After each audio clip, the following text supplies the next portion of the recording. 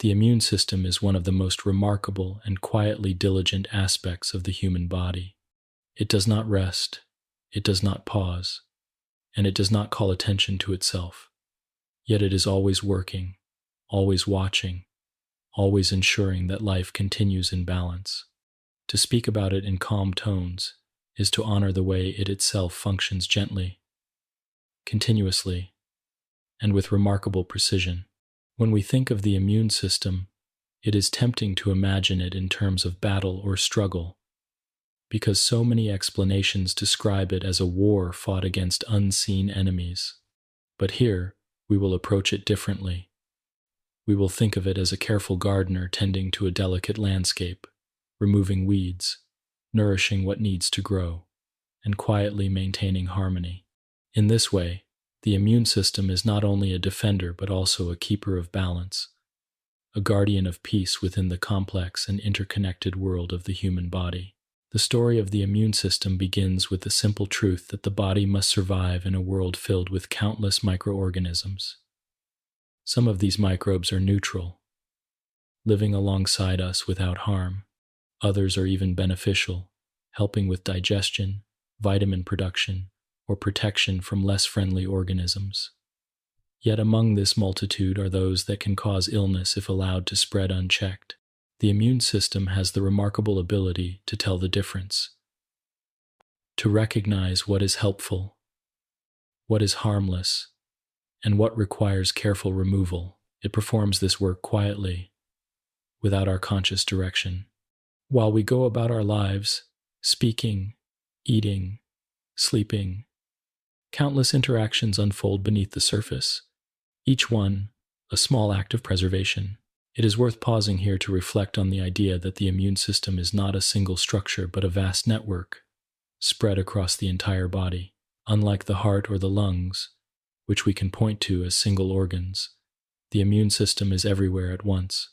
It resides in the blood, in the skin, in the bone marrow, in the lymph nodes scattered like waypoints throughout the body. It is not confined to one place, but instead woven into every corner of our being.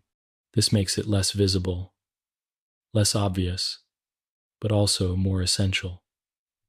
Its presence is constant, even if unnoticed. At its most basic, the immune system exists to tell the difference between self and non-self. Self means the cells and tissues that belong to the body, each with a kind of signature marking it as part of the whole. Non-self refers to anything foreign: bacteria, viruses, fungi, or even abnormal cells within the body itself that have changed in dangerous ways. This distinction is subtle, but it is also vital. Without it, the body would either fail to defend itself, or, conversely, it might begin to attack its own tissues. Thus, the immune system is like a reader of hidden texts, interpreting the molecular signs that distinguish one cell from another, responding with patience and care to whatever message it finds. The image of guardianship is especially fitting here. Imagine a quiet forest, filled with countless living things, from the smallest insects to tall, rooted trees.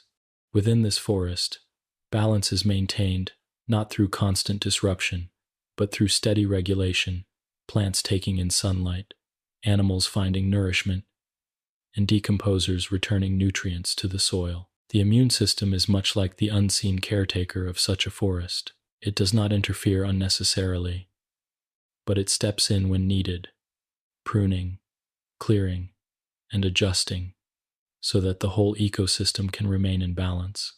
In our bodies, this balance is known as homeostasis, the state of stability that allows life to continue smoothly even as the environment around us changes. One of the most calming aspects of the immune system is its patience.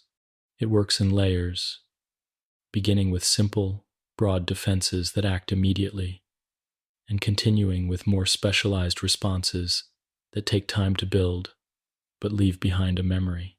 This layered approach ensures that no single disruption overwhelms the body. Instead, there is a measured sequence of responses, each one tuned to the situation at hand. In the beginning, Barriers like skin and mucous membranes stand as the first guardians.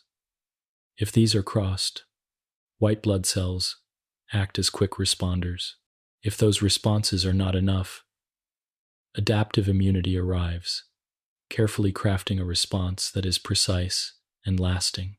In this way, the system resembles a series of gates, each one positioned further inward, each one more specialized and deliberate. The immune system is not only about defense, but also about memory. When the body encounters something new, it takes the time to learn, to study, to create a memory of that encounter. The next time the same invader appears, the body recalls it instantly and responds with speed and certainty. This is not unlike a person remembering a face from the past.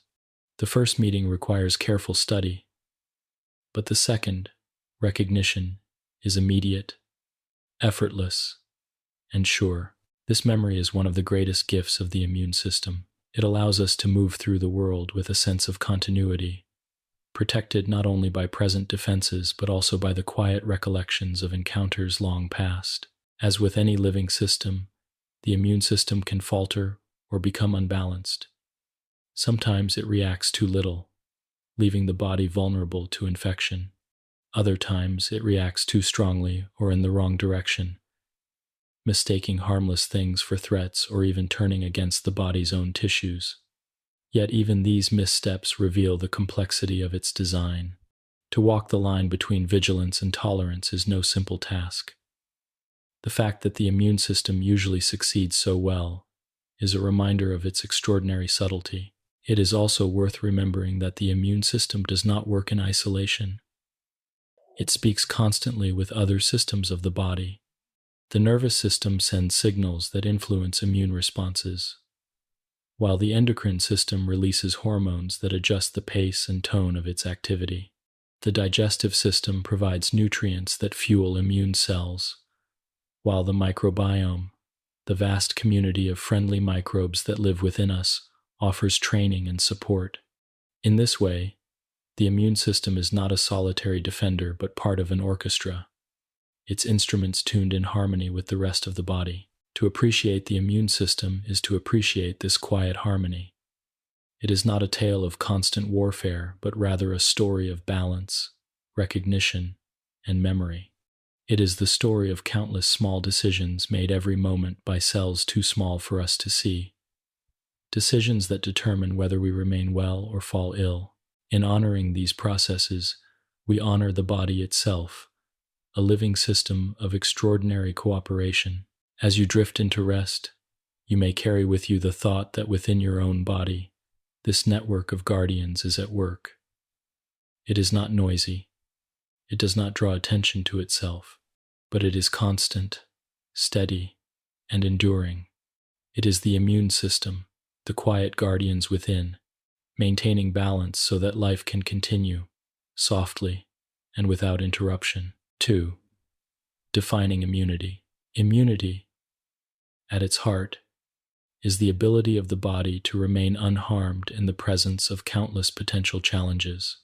It is a word that suggests strength, but in truth it also suggests harmony, a steady capacity to coexist with the world while maintaining balance within. To define immunity is not simply to describe protection from disease, but to recognize it as a state of resilience, where the body does not collapse under pressure, but instead endures calmly, adjusting to changes with a quiet precision. When we think of immunity, it helps to move away from the image of shields and battles, and instead think of it as an ongoing conversation between the self and the environment, a conversation in which the body decides gently when to allow, when to welcome, and when to decline. The body is never isolated. Every breath draws in countless particles, from oxygen molecules that nourish to microscopic organisms that float invisibly in the air. Every sip of water, every bite of food, carries with it substances that are useful, some that are neutral, and some that might be harmful.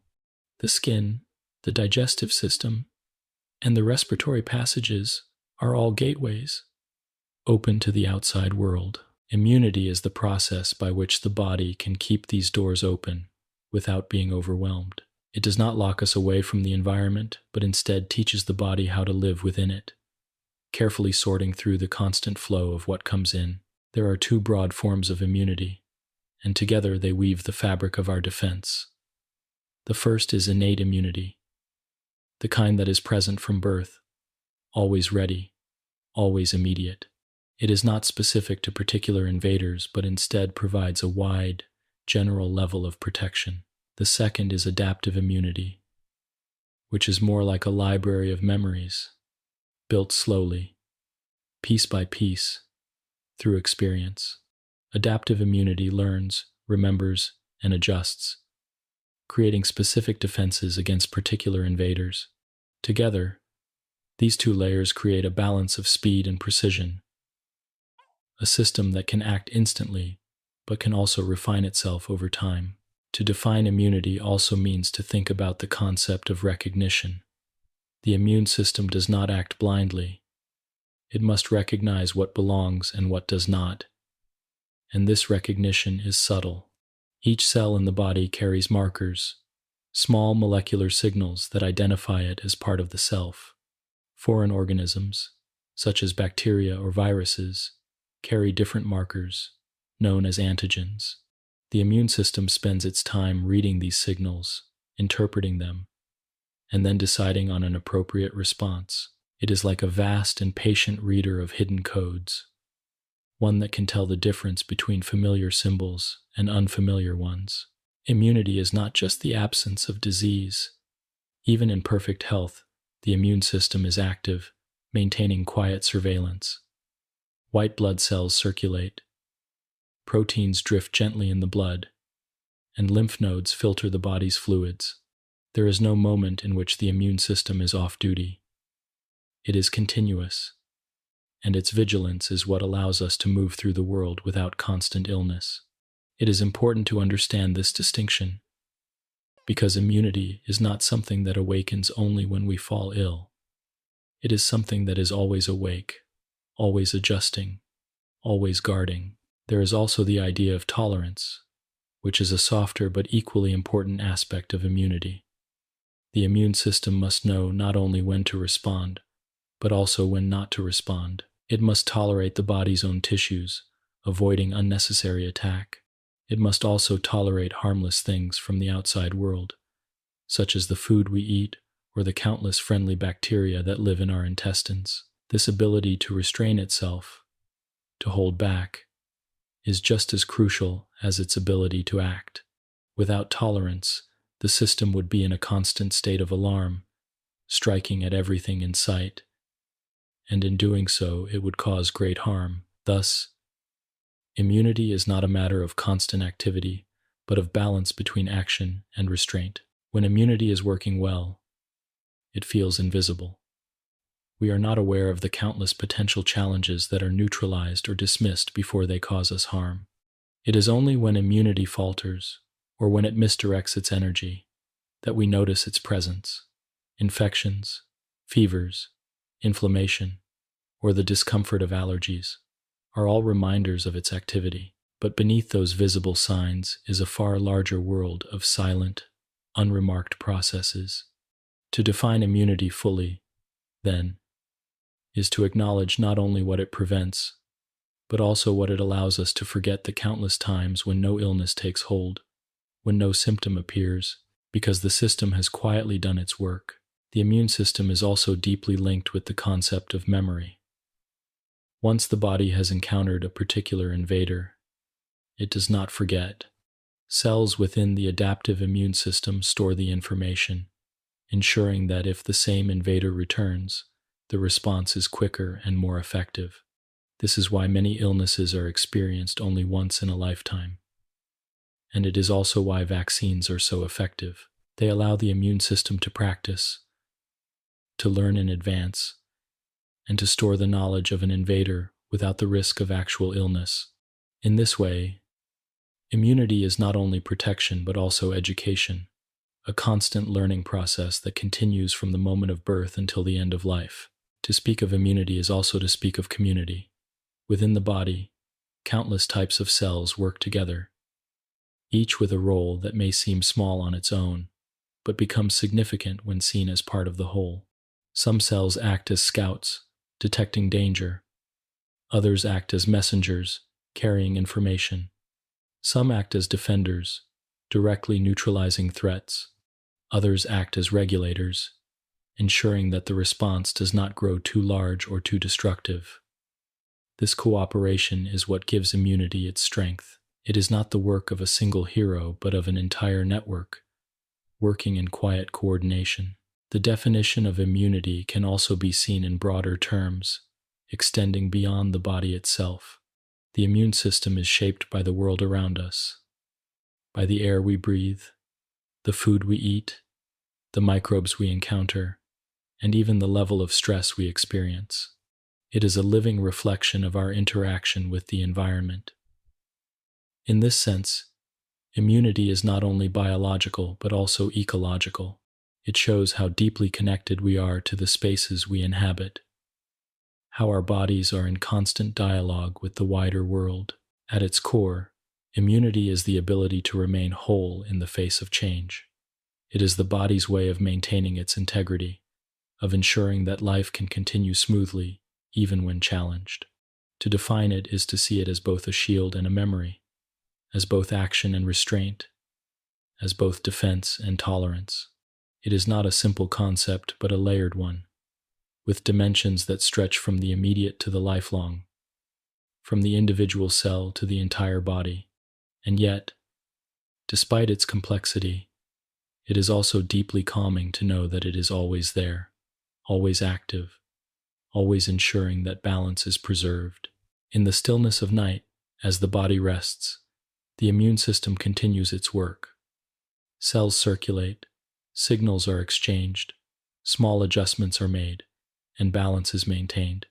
This unbroken activity, gentle and tireless, is what immunity truly island. It is not something dramatic, not something loud, but rather a quiet state of readiness, a calm assurance that within the body there is always a guardian present, watching, remembering, and preserving the harmony of life. 3. The concept of self and non-self. Within the human body, the immune system faces a challenge both simple and profound. It must recognize what is part of the self and what is not. This distinction seems straightforward at first, yet it is one of the most delicate and vital tasks of biological life. The self refers to the collection of cells and tissues that belong to the body, each carrying its own quiet identity. Non-self refers to anything foreign, whether it is a bacterium, a virus, a fungus, or even a cell from another person. The immune system spends its entire existence navigating this distinction, moving carefully between acceptance and rejection, deciding constantly what belongs and what must be removed. Every cell in the human body carries a kind of identification tag on its surface. These tags are made up of proteins and sugars, intricate arrangements that tell the immune system, in essence, I am part of you. This system of identification is known as the major histocompatibility complex, often abbreviated as MHC. Like a personal signature, it allows immune cells to read and recognize what belongs. Without this form of recognition, the body would not be able to distinguish itself from the countless other living forms that enter it each day. These markers of self are so specific that they are unique to each person, which is why organ transplants require careful matching. If a transplanted organ carries different markers, the immune system recognizes it as non-self and may attempt to reject it. Non-self, by contrast, refers to the markers that do not match. A bacterium has its own surface proteins, different from those of human cells. A virus, though smaller, carries bits of genetic material and proteins that mark it as foreign. When immune cells encounter these unfamiliar signs, they respond. Sometimes the response is immediate, carried out by innate defenses that do not need to know the precise details of the invader.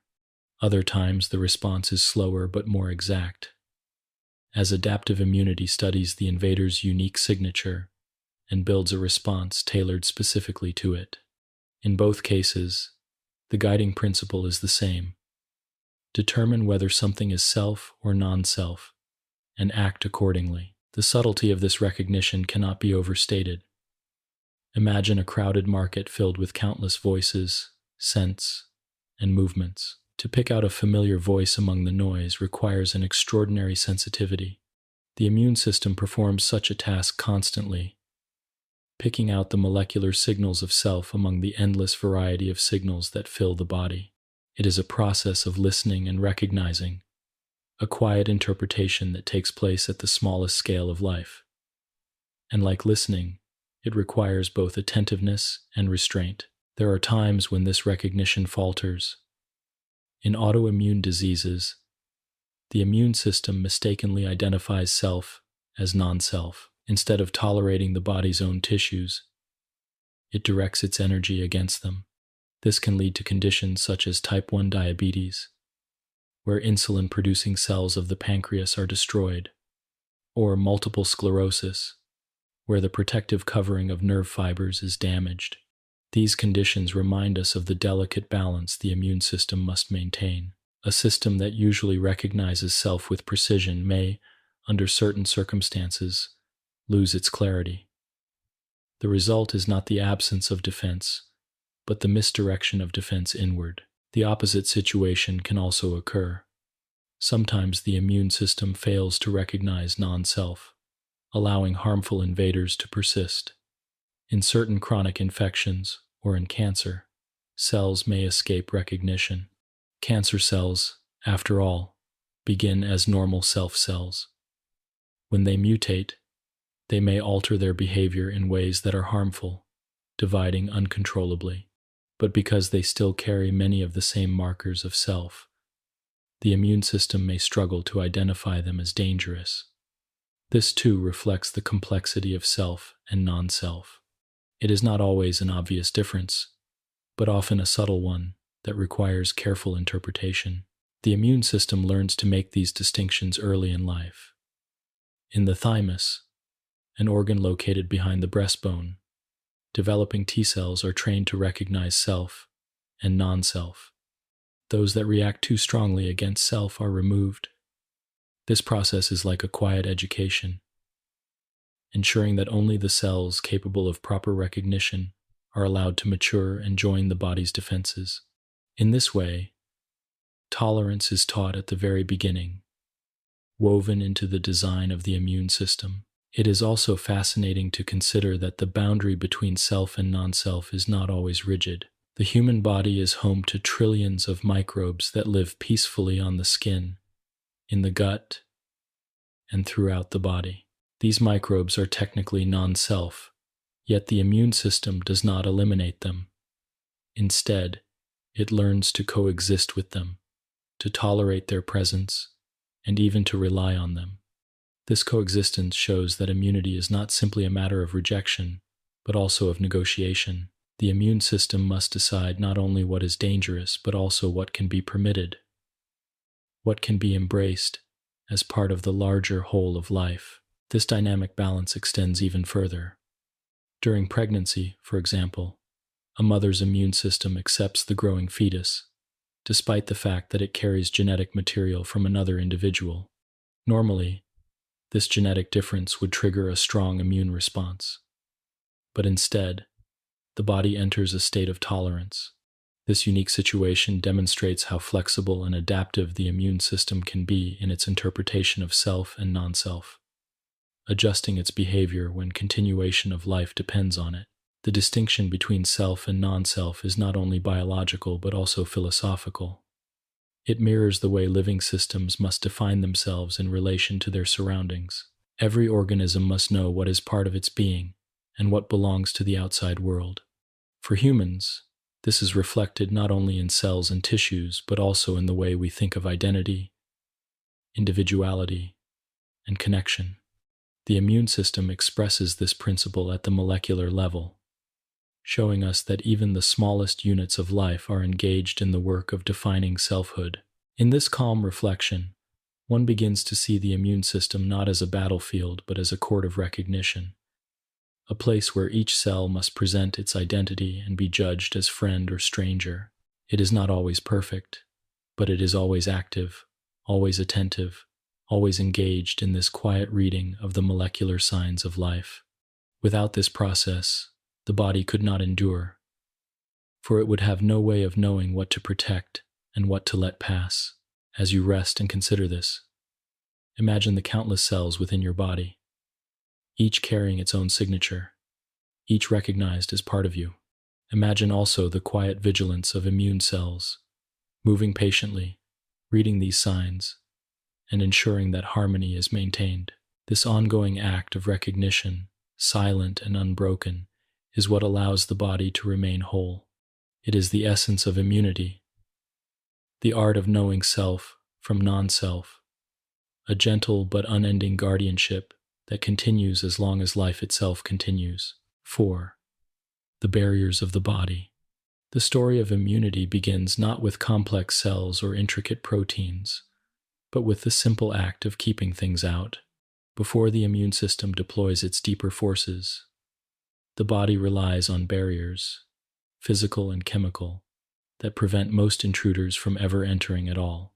These barriers are quiet, constant, and often unnoticed, yet they represent the very first line of protection. They are like the walls and gates of a home, not designed to engage in combat but to prevent intrusion from occurring in the first place.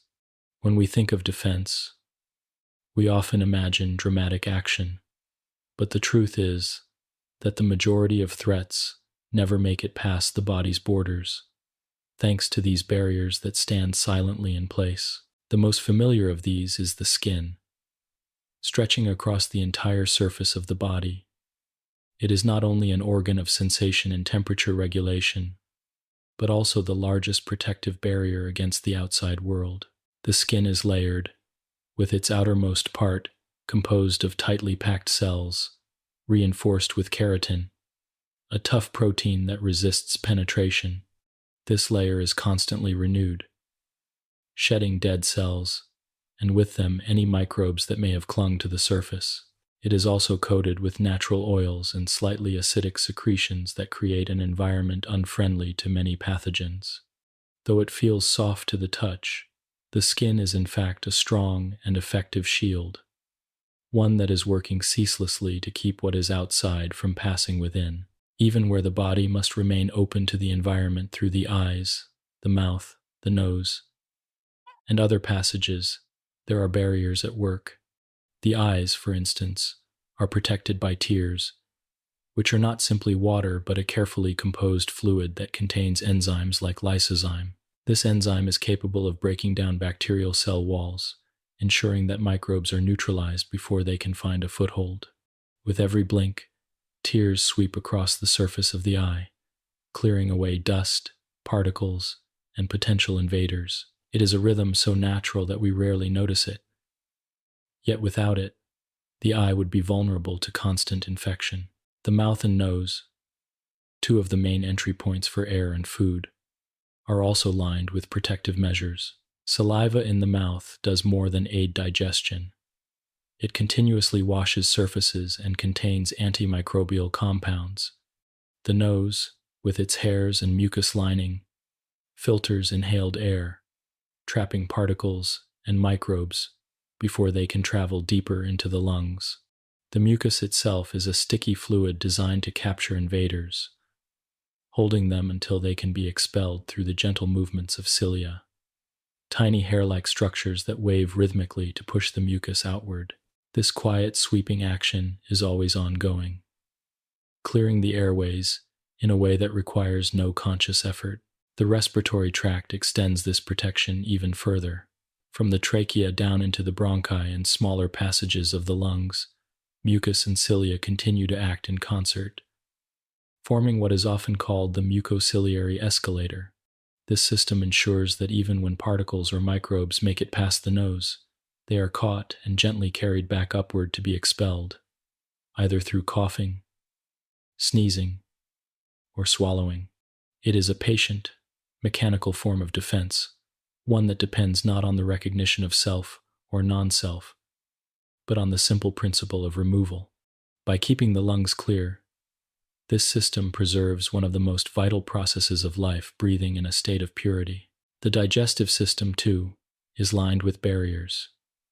The stomach produces hydrochloric acid, a fluid so strong that it can kill most microbes swallowed with food or drink. This acidic environment is not hostile to the body itself, because the stomach's lining secretes protective mucus to shield its own tissues. But for many bacteria, this acidic bath is lethal, ensuring that they never survive the journey. Farther along, the intestines contribute their own secretions, including digestive enzymes and bile salts, which further break down potential invaders. The intestines also harbor a dense community of beneficial microbes, the microbiome, which competes with harmful organisms for space and resources. In this way, the digestive tract is not only a site of nutrient absorption, but also a protective barrier, continuously filtering what may enter the body's inner environment. The urinary tract maintains its own defenses.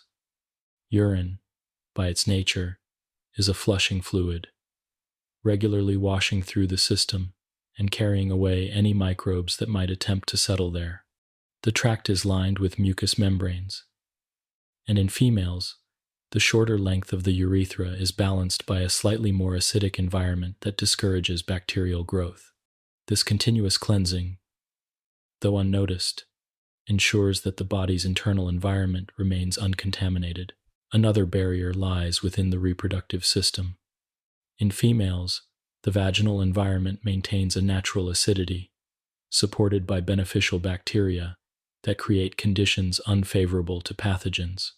These bacteria are part of the body's protective partnership with microbes, where friendly organisms form a living shield against harmful ones. In males, antimicrobial secretions are also present, providing local protection.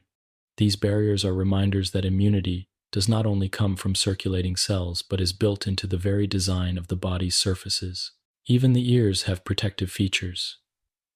Earwax, or cerumen, though often considered a simple inconvenience, is in fact part of the body's barrier system. Sticky and slightly acidic, it captures dust, debris, and microbes, preventing them from reaching the delicate inner structures of the ear. Like the oils of the skin or the mucus of the airways, it is another quiet defense, unnoticed in daily life, but crucial to health. All of these barriers share certain qualities. They are constant, not activated only in times of illness, but always present, always functioning. They are passive in appearance, yet active in effect, continuously filtering, trapping, washing, and clearing. And they are supported by the body's design, with physical structures and chemical secretions working together. Most importantly, they prevent countless threats from ever reaching the deeper layers of the immune system. Without them, the more complex immune responses would be overwhelmed. With them, most intrusions are halted at the surface, never noticed by the person living within. In reflecting on these barriers, one is struck by their simplicity and elegance. They do not require recognition or memory. They do not need to distinguish self from non-self. They act instead as guardians of thresholds, ensuring that what is outside remains outside. This simplicity is what makes them so effective. Like the walls of a home, they provide security not through confrontation but through exclusion. As you think of the body at rest, you may picture these barriers quietly at work. The skin renewing itself, the eyes washing clean, the airways sweeping clear, the stomach bathing its contents in protective acid, the intestines fostering friendly microbes, the urinary tract flushing, the reproductive system maintaining balance, the ears catching dust and debris. Each of these acts, unremarked and unnoticed, is part of a greater design. Together they create the first layer of immunity, a gentle yet steadfast shield that allows the body to engage with the world without constant harm. This is the quiet strength of the body's barriers, They do not call attention to themselves, but they stand between the self and the countless potential intruders of the outside world. They are the first guardians of health, constant and unyielding, ensuring that life can continue within with calm and stability. 5. Innate immunity. The first responders. Beyond the body's barriers lies a deeper layer of defense, one that does not rely solely on physical separation, but on active response. This is the innate immune system, often described as the first responders of the body. Unlike the adaptive immune system, which takes time to learn and remember, the innate system is immediate. It is present from birth, ready to act at the first sign of intrusion, and it responds with a broad but effective range of actions. In many ways, it is the bridge between the passive barriers of the body and the more specialized, adaptive defenses. It does not ask for detailed recognition of an invader. Instead, it acts quickly, containing, clearing, and signaling for reinforcements if needed. The innate immune system is composed of many elements, and at its heart are cells that patrol the body with vigilance. Neutrophils, macrophages, dendritic cells, and natural killer cells all belong to this realm. Each type of cell has a unique role, yet they share the same guiding principle: respond immediately to anything that appears foreign or threatening. Neutrophils, for example, are among the most abundant of white blood cells. They are short-lived but fast, arriving at the site of infection within minutes or hours. Once there, they engulf microbes, breaking them down inside their own compartments. Their response is rapid but not precise, like a sweeping action that clears away what does not belong. Macrophages, whose name means big eaters, are slower but more enduring. They patrol tissues, always searching, always sensing. When they encounter bacteria or other invaders, they engulf them in a process known as phagocytosis. Inside the macrophage, the invader is broken apart by enzymes and chemical compounds. Macrophages also serve as communicators. After they engulf and destroy, they present fragments of the invader antigens on their surface, offering these signals to other immune cells. In this way, they not only act as cleaners but also as teachers, preparing the adaptive immune system to recognize the same invader in the future. Dendritic cells perform a similar role, found in tissues that interface with the environment, such as the skin and the lining of the nose and lungs.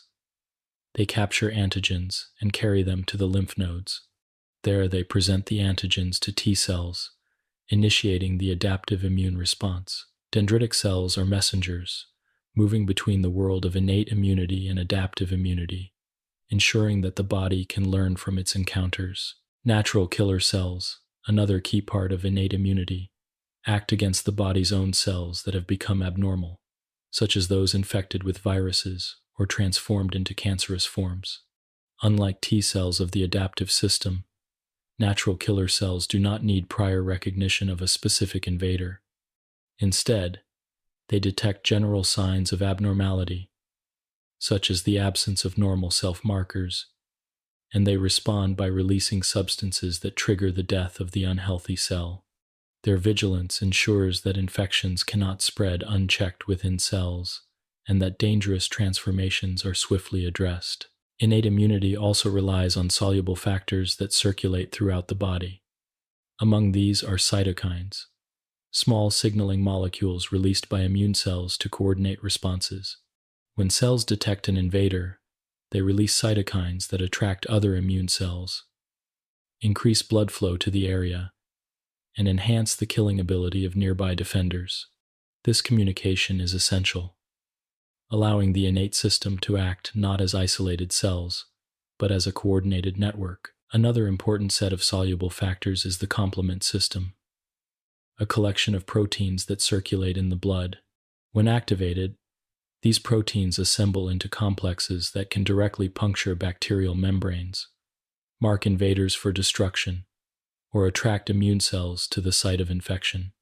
The complement system, though invisible, is a powerful partner of the innate response.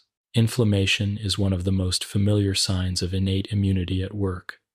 Redness, warmth, swelling, and sometimes pain are not merely symptoms of illness but signals of healing. When tissues are damaged or invaded, blood vessels widen, allowing immune cells to move more freely into the area. The increased blood flow brings warmth and color, while the accumulation of fluid brings swelling.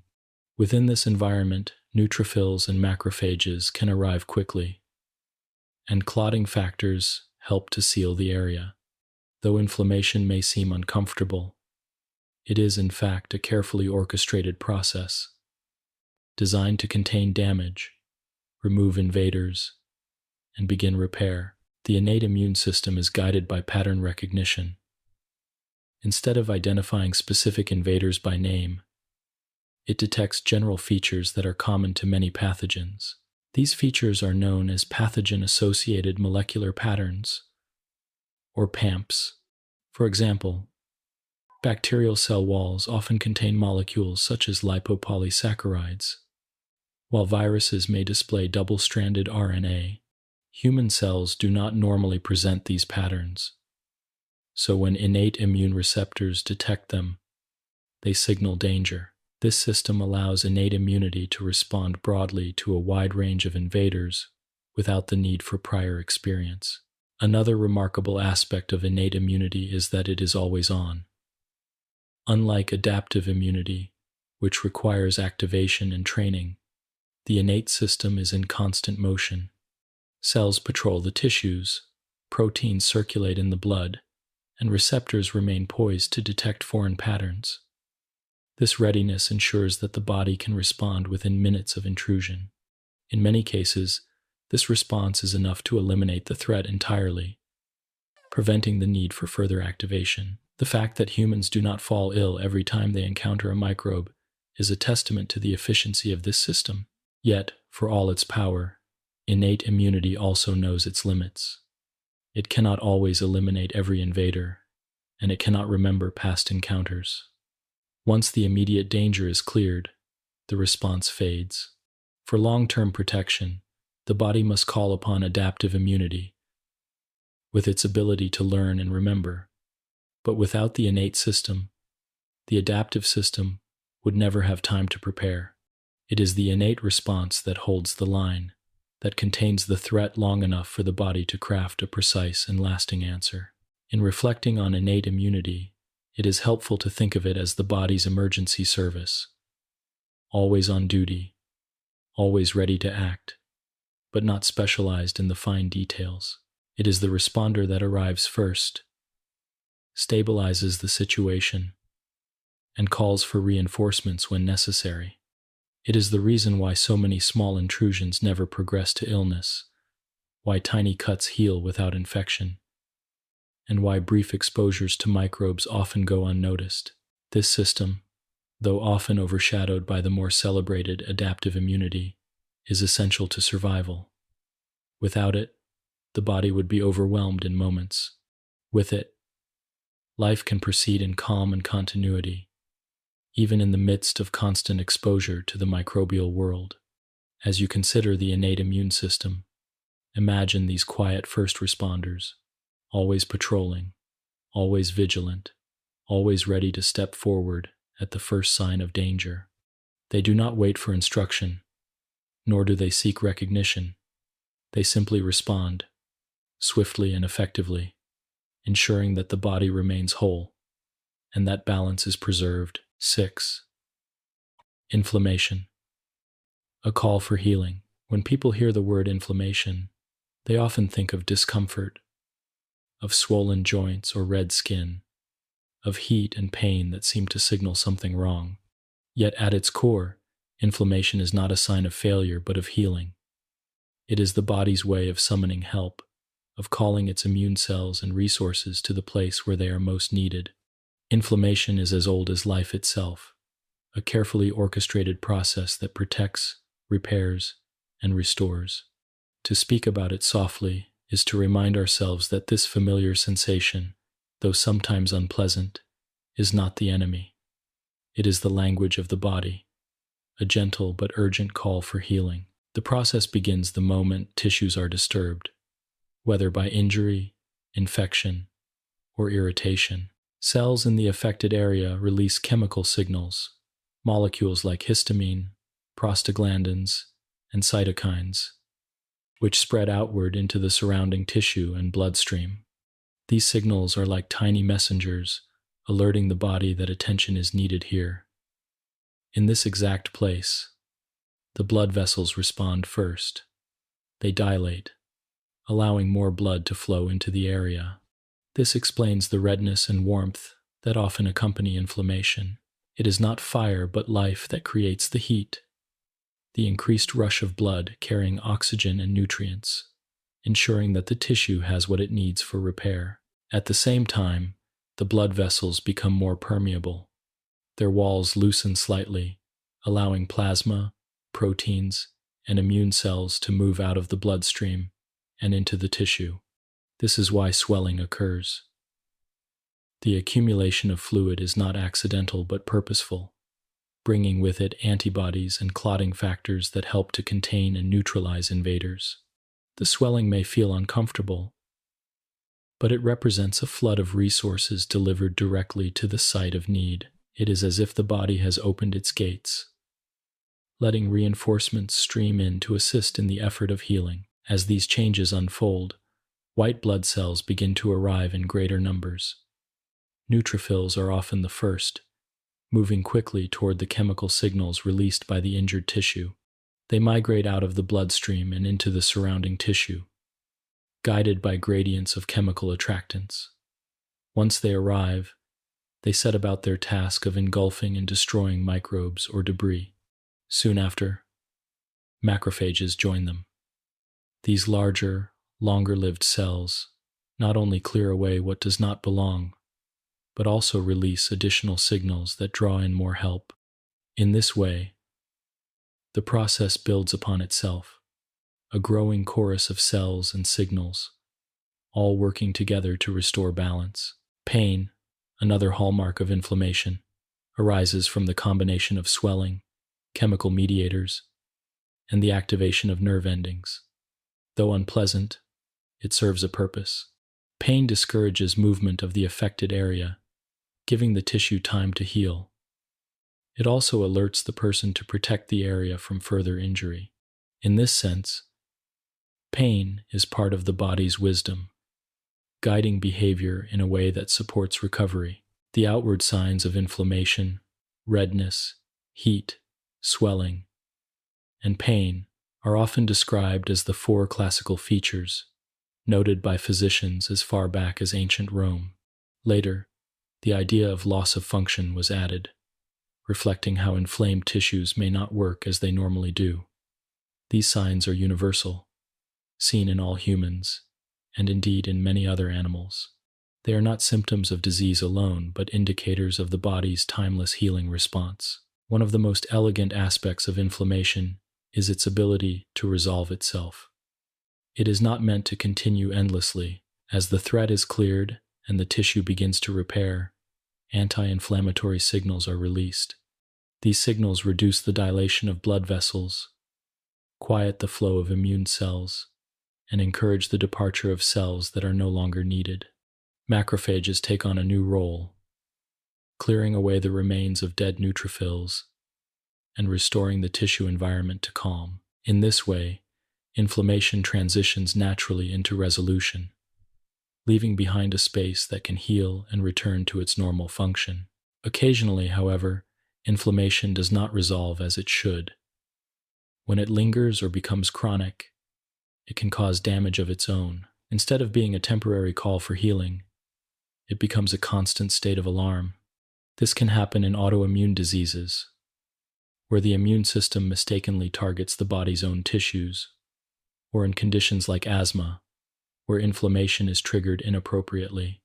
Chronic inflammation may also arise quietly, without obvious symptoms, contributing over time to conditions such as cardiovascular disease. These situations remind us that inflammation, while essential, must be carefully balanced. It is a tool of healing, but like any tool, It can become harmful if used without restraint. Despite this, the vast majority of inflammatory responses are beneficial and self-limiting. Consider the small cut on a finger. Within moments, redness appears, followed by a slight swelling. The skin feels warm and tender. These signs are all evidence of the immune system's swift response, delivering resources to prevent infection and begin repair. Within days, the cut closes, the redness fades, and the tissue restores itself. The memory of discomfort disappears, leaving only the quiet success of healing. This simple example demonstrates the power of inflammation as a natural and necessary process. It is also worth noting that inflammation is not confined to visible injuries. Inside the body, the same processes unfold in response to infections of the lungs, the digestive tract. Even when unseen, the same redness, swelling, and influx of cells occur, protecting the body from harm. Inflammation is not limited to the surface but is a universal response, capable of manifesting wherever it is needed. As you reflect on this process, it may be calming to think of inflammation not as chaos, but as choreography. The dilation of blood vessels, the migration of immune cells, the release of signals, and the resolution of the response are all steps in a carefully coordinated dance. Each part depends on the others, and together they create a process that is both powerful and precise. Even the discomfort that sometimes accompanies inflammation has meaning, guiding behavior toward rest and protection. In the quiet of the night, while the body rests, inflammation may continue its work unseen. Cells move patiently, signals pass between them, and tissues repair themselves. The process does not need attention or awareness. It simply unfolds, as it has in countless generations before, ensuring that life can continue in balance. To see inflammation in this light is to see it not as a burden but as a gift, a call for healing that the body answers faithfully, time after time. 7. The complement system. The complement system is one of the most fascinating and yet least noticed aspects of immunity. It is a collection of proteins that drift quietly in the bloodstream and tissues, waiting for the right moment to act.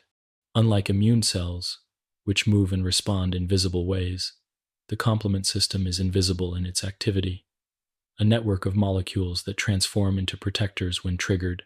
The name complement comes from its role in complementing, or supporting, the work of antibodies and immune cells. But to call it a mere helper is to underestimate it. The complement system is powerful on its own, capable of directly destroying microbes, signaling immune cells, and orchestrating inflammation. It is a hidden force, always present, always ready, yet rarely spoken of, even though it may be one of the most ancient components of immunity. At its heart, the complement system is made of more than 30 proteins, most of which circulate in an inactive form. They move through the blood like silent watchers, inactive until the right signal awakens them. When triggered, they undergo a series of reactions, often described as a cascade. In this cascade, one protein activates the next, which activates another, creating a chain reaction that amplifies the response. This cascading process is one of nature's elegant designs, ensuring that a small signal can produce a large and effective outcome. The result is a system that can act quickly and decisively when needed.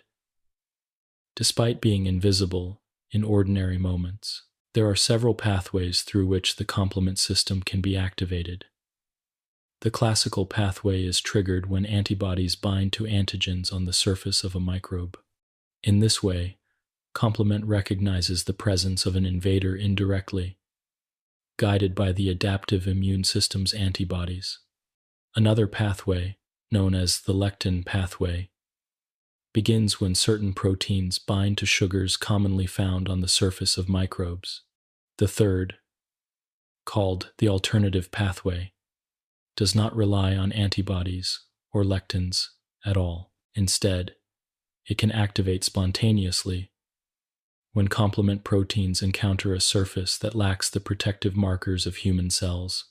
Together, these three pathways ensure that the complement system can respond in many different contexts, sometimes guided by antibodies, sometimes by innate recognition, and sometimes by chance encounter. Once activated, complement proteins carry out several important tasks. One of these is called opsonization, a process in which microbes are coated with complement fragments. This coating acts like a signal flag, making the microbes more visible to phagocytes, such as macrophages and neutrophils. These immune cells recognize the complement tags and are more likely to engulf and destroy the marked invaders. In this way, the complement system enhances the efficiency of the innate immune cells, guiding them to their targets with precision. Another role of the complement system is the direct destruction of microbes. This occurs through the formation of the membrane attack complex, often abbreviated as MAC. In this process, several complement proteins assemble together, forming a ring-shaped structure that inserts itself into the surface of a bacterium. Once in place, it creates a pore, a tiny hole in the bacterial membrane. Through this opening, fluids and ions move uncontrollably, leading to the death of the bacterium. It is a quiet but powerful act, carried out entirely by proteins, without the need for cells or conscious recognition. Complement also contributes to inflammation, not in the sense of chaos, but in the sense of communication. Certain complement fragments act as chemical signals, attracting immune cells to the site of infection and increasing the permeability of blood vessels. This allows more resources to flow into the area, supporting the ongoing immune response. In this way, complement acts not only as a destroyer but also as a messenger, ensuring that the body's defenses are drawn to where they are most needed. An often overlooked feature of the complement system is its ability to help clear away debris. Complement proteins can attach not only to microbes but also to immune complexes, clusters of antibodies bound to antigens and to dying cells. By marking these for removal, complement helps maintain cleanliness within the body, ensuring that debris does not linger and cause harm. This housekeeping role is subtle, but it is essential for maintaining balance and preventing unnecessary inflammation. The complement system, though powerful, must also be carefully controlled. If left unchecked, it could damage the body's own cells. For this reason, human cells carry protective proteins on their surfaces, markers that prevent complement from attacking them. These regulators act as safeguards, ensuring that complement activity is directed only at invaders or unwanted material. This balance between activation and regulation is delicate, but it is what allows complement to act effectively without harming the self. It is worth reflecting on the age of the complement system. It is considered one of the most ancient parts of immunity, present in animals long before the development of adaptive immune responses. This suggests that complement is a fundamental solution to the problem of defense, one that nature has preserved through millions of years of evolution. Its persistence across time speaks to its effectiveness, a reminder that the most enduring systems are often those that work quietly and reliably. When thinking of the complement system, it helps to imagine a network of silent guardians moving unseen through the bloodstream. They do not act until called upon, but when they do, they respond with speed, coordination, and power. They mark intruders, summon allies, clear debris, and, when necessary, directly destroy. They are not visible to us, and we rarely notice their work, but their presence is constant. Without them, infections would overwhelm the body more easily, and healing would be slower and less complete. There is also something calming in the thought that so much protection is carried out by molecules alone, without the need for thought or decision, without noise or disturbance. These proteins flow through the blood, ready to act. Their cascade is silent. Their assembly into complexes invisible, yet their effect is profound. They remind us that not all defense requires confrontation or force. Sometimes it is enough to have a system of watchers, patient and unseen, that act only when needed, and then fade again into stillness. As you reflect on the complement system, you might imagine a gentle current flowing through the bloodstream, filled with invisible guardians. They drift quietly, they wait, and when the time comes, they move into action with precision and certainty. Then, just as quietly, they return to stillness, leaving behind balance and health. This is the complement system, an ancient, silent, and steadfast part of the body's immunity, always present, always ready, always complementing the greater whole of life's defense. 8. Transition from innate to adaptive. The immune system does not operate as two entirely separate parts, with innate immunity on one side and adaptive immunity on the other. Instead, it is more like a flowing river, with currents that blend into each other, moving from the quick and broad responses of innate immunity to the slower but more precise responses of adaptive immunity. This transition is one of the most elegant aspects of the immune system. It shows how the body has not only built defenses that act immediately, but also developed ways to learn, remember, and refine its responses over time. Without this handover from one system to the other, the immune response would be incomplete, too quick to be precise, or too precise to arrive in time. Together, they form a continuum, a partnership where one prepares the way for the other. The innate system is always the first to respond, moving within minutes or hours of an intrusion. Neutrophils rush to the site. Macrophages begin their work. Dendritic cells capture signals, and the complement system springs into action. These events contain the immediate danger, preventing it from spreading unchecked. Yet while this rapid response is unfolding, another process is beginning quietly in the background. Antigens, the small fragments of invaders, are being collected and presented. This is the first step in awakening the adaptive system. It is not enough to simply clear the current threat. The body also wants to remember, to be prepared should the same invader return. Antigen presentation is the bridge between innate and adaptive immunity. Macrophages and dendritic cells, after engulfing invaders, do not simply destroy them and move on. They take pieces of these invaders' unique molecular patterns and display them on their own surfaces using special proteins called major histocompatibility complex molecules, or MHC. This act of display is like raising a flag, a signal to other immune cells. Here is what we have encountered. Here is what you must prepare for. These antigen-presenting cells then travel to the lymph nodes, those quiet checkpoints scattered throughout the body, where they meet T cells of the adaptive immune system. T cells cannot recognize free-floating antigens on their own. They require presentation, and they rely on the innate system to provide it.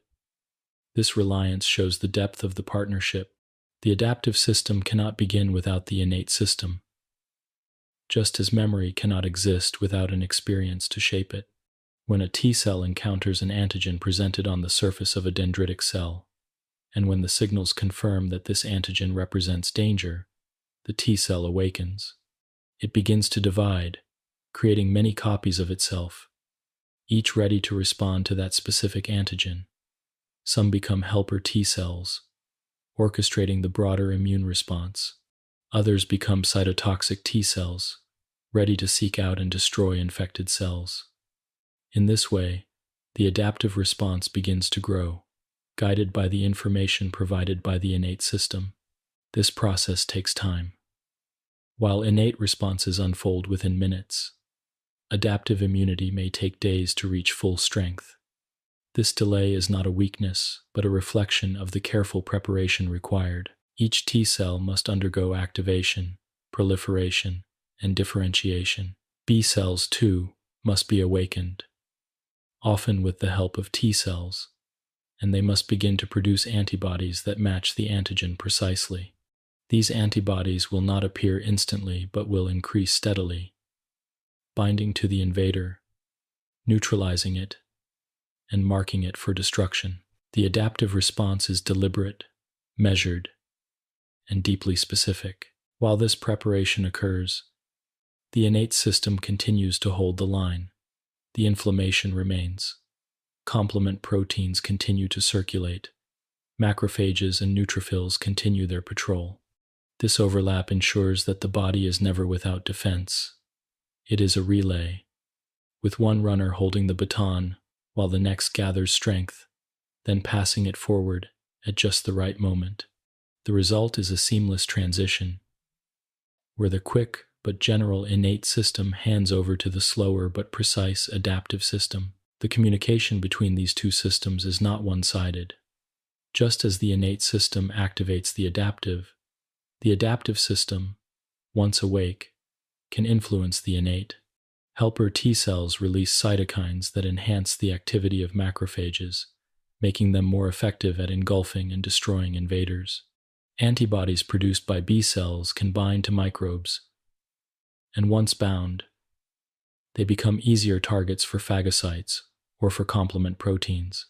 In this way, the adaptive system strengthens and sharpens the tools of the innate, ensuring that the two work in harmony rather than in isolation. This partnership is not only effective but also efficient. By limiting the adaptive response to situations where it is truly needed, the body conserves energy and avoids unnecessary activity. If the innate system can clear a minor infection on its own, the adaptive system may remain quiet. But when the threat is greater, the innate system knows to call for help, and the adaptive system rises in response. This flexibility allows the immune system to match its efforts to the scale of the challenge, neither underreacting nor overreacting, but responding in proportion to the need. The transition from innate to adaptive also creates one of the greatest strengths of immunity: memory. Once the adaptive system has been activated, some of the T cells and B cells do not die off when the threat is gone. Instead, they remain as memory cells, ready to respond instantly if the same invader returns. This memory is what allows immunity to become stronger with each encounter. The innate system cannot remember, but it can provide the experiences that shape memory. The adaptive system, once taught, will not forget. The partnership, then, is not only about responding to the present, but also about preparing for the future. It is calming to think of this process not as a battle, but as a conversation. The innate system encounters something new and says, "Here is what I have found." It carries the message to the adaptive system, presenting the evidence. The adaptive system listens, studies, and prepares, saying, "I will remember this, and I will respond with precision." Together, they ensure that the body is protected, not only now, but also later. It is a dialogue that takes place quietly within us, unnoticed but essential. As you imagine this transition, you may picture the innate system as a guardian, standing at the gates, responding immediately to any disturbance. Behind it, the adaptive system is like a scholar, taking notes, studying, preparing a lasting plan. The guardian and the scholar do not work alone. The guardian holds the danger at bay, while the scholar prepares a precise and permanent answer. The next time the danger comes, the scholar remembers instantly, and the guardian no longer has to face the challenge alone. This is the beauty of the transition from innate to adaptive immunity. It is not a moment of handover, but a gradual, seamless blending, one response leading into another. It is cooperation across time, with the immediate giving way to the enduring. It is the reason why the immune system is not only protective but also intelligent, not only reactive but also wise. And it is the reason why the body can move through life with both readiness and resilience, facing the constant presence of microbes with calm assurance. 9. The lymphatic network. Within the body, there exists a quiet network that runs alongside the blood vessels, winding through tissues, gathering fluid, and carrying with it the cells and signals of immunity. This is the lymphatic system, a companion circulation that does not pump with the rhythm of the heart, but instead flows gently, moved by the motion of the body itself. Where blood carries oxygen and nutrients, lymph carries information, waste, and immune cells. It is in this network that immune responses often take shape, where cells meet one another, exchange signals, and decide on the actions that must be taken. To understand the lymphatic system is to see the immune system not as scattered individuals, but as a connected web, one that ensures communication and cooperation across the whole of the body. The lymphatic system begins with tiny vessels woven into nearly every tissue. These vessels are like delicate roots, collecting excess fluid that seeps from the blood capillaries. This fluid, once it enters the lymphatic vessels, becomes known as lymph. It is clear, gentle in appearance, and yet rich with information, carrying proteins, antigens, and sometimes even microbes. The purpose of these vessels is not only to return this fluid to the circulation, but also to filter it, to inspect it, and to use it as a medium for immune surveillance. As lymph flows, it passes through checkpoints called lymph nodes, where immune cells lie in wait, ready to examine its contents. Lymph nodes are small, bean-shaped structures scattered throughout the body, often clustered in the neck, armpits, chest, abdomen, and groin. They are not random in their placement, but are positioned where they can intercept lymph draining from regions most likely to encounter the outside world. A cut on the hand will send signals to the nodes near the elbow or armpit. An infection in the throat will drain to the nodes of the neck. Each node is a meeting place, where antigens carried in the lymph are presented to T cells and B cells, and where immune responses can begin. Though small, each node is a center of activity, a hidden stage upon which the dialogue of immunity unfolds. Inside a lymph node, the architecture is carefully arranged. T cells gather in one region, B cells in another, dendritic cells bring antigens, and macrophages patrol. When a dendritic cell arrives carrying a fragment of an invader, it presents this fragment to T cells, awakening them if they recognize it as foreign. Activated T cells then assist B cells, which can begin producing antibodies. In this way, the lymph node becomes a workshop of immunity, where recognition, activation, and preparation take place. The swelling that sometimes occurs in lymph nodes during infection is a sign of this activity, as cells multiply and responses intensify. It is not a sign of failure, but of the body organizing its defense. The lymphatic system does more than carry immune signals. It also serves as a transport system for immune cells themselves. Lymphocytes travel through lymph, moving from one node to another, patrolling the body in a cycle of surveillance. In this way, no single region is left unmonitored. The constant circulation of these cells ensures that information about any invader can be shared widely, and responses can be coordinated. Just as the blood carries nutrients to every corner of the body, the lymph carries immunity to every tissue, weaving the whole into a single, connected defense. The system also includes larger structures beyond the lymph nodes. The spleen, located in the upper left of the abdomen, is one such organ. Though not connected directly to the lymphatic vessels, the spleen acts as a filter for the blood. Much as lymph nodes filter lymph, it removes old or damaged red blood cells, stores platelets, and provides a site for immune cells to encounter antigens carried in the bloodstream. Like a large node, it is both a filter and a meeting place, ensuring that blood-borne invaders do not go unnoticed. Another important structure is the thymus, where T cells mature. Though small and often overlooked, the thymus is essential for shaping the adaptive immune system. It is here that T cells learn to distinguish self from non-self, a training that ensures they will not attack the body's own tissues. Once mature, they leave the thymus and enter the circulation, joining the lymphatic patrol.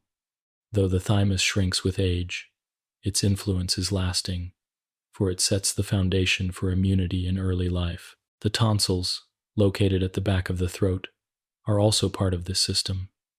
They act as sentinels at one of the body's major entryways, sampling antigens from food and air. In childhood, especially, they are active in training the immune system, though even in adulthood, they continue to play a role. Like the lymph nodes, they are small but significant, another checkpoint in the network of surveillance. The flow of lymph itself is gentle. Unlike blood, it has no central pump. Instead, it moves through the contraction of surrounding muscles, the motion of breathing, and the rhythmic action of small valves within the vessels that prevent backflow. This slow movement is steady and constant, ensuring that fluid is returned to the bloodstream and that immune surveillance is maintained. It is a circulation not of speed but of persistence, a quiet current that connects the tissues to the immune system. In addition to carrying immune cells and antigens, the lymphatic system plays an essential role in maintaining balance of fluids. By collecting excess fluid from tissues and returning it to the bloodstream, it prevents swelling and maintains equilibrium. Without this function, tissues would become waterlogged and circulation would falter. In this sense, the lymphatic system is both guardian and caretaker, preserving not only defense but also balance in the very flow of fluids. The beauty of the lymphatic network lies in its subtlety. It is not as visible or dramatic as the circulatory system, yet it is equally vital. It is the hidden framework upon which immunity depends, the quiet roots that connect cells, tissues, and organs into a unified whole. To imagine the immune system without the lymphatic network is to imagine a community without roads or communication. The network provides the pathways, the meeting places, and the checkpoints that make cooperation possible. As you reflect on the lymphatic system, you might picture it as a series of gentle streams flowing beneath the surface, clear and constant. Along these streams lie small stations, the lymph nodes, where guardians gather, share information, and prepare. Beyond them lie larger centers, like the spleen and thymus, guiding and shaping the work of defense. All of this unfolds quietly, without awareness, while life continues on the surface. It is a reminder that the body is not only protected by barriers and cells, but also by the connections that link them together. The lymphatic system is not loud in its work. It does not beat like the heart or breathe like the lungs, but in its silence, it ensures that the immune system can function as a whole. It is the web that ties together the countless parts of defense, turning them from scattered pieces into a coordinated network. Without it, immunity would be fragmented. With it, immunity becomes complete, seamless, connected, and enduring. 10. Bone marrow and the thymus. Among the many organs of the body, two play especially quiet yet foundational roles in immunity: the bone marrow and the thymus. They are not as outwardly visible as the skin, or as easily sensed as a swollen lymph node, yet without them, the immune system could not exist. These two organs are where immune cells are born, shaped, and educated. They are like schools for the defenders of the body, places where the potential of immunity is first created and then refined.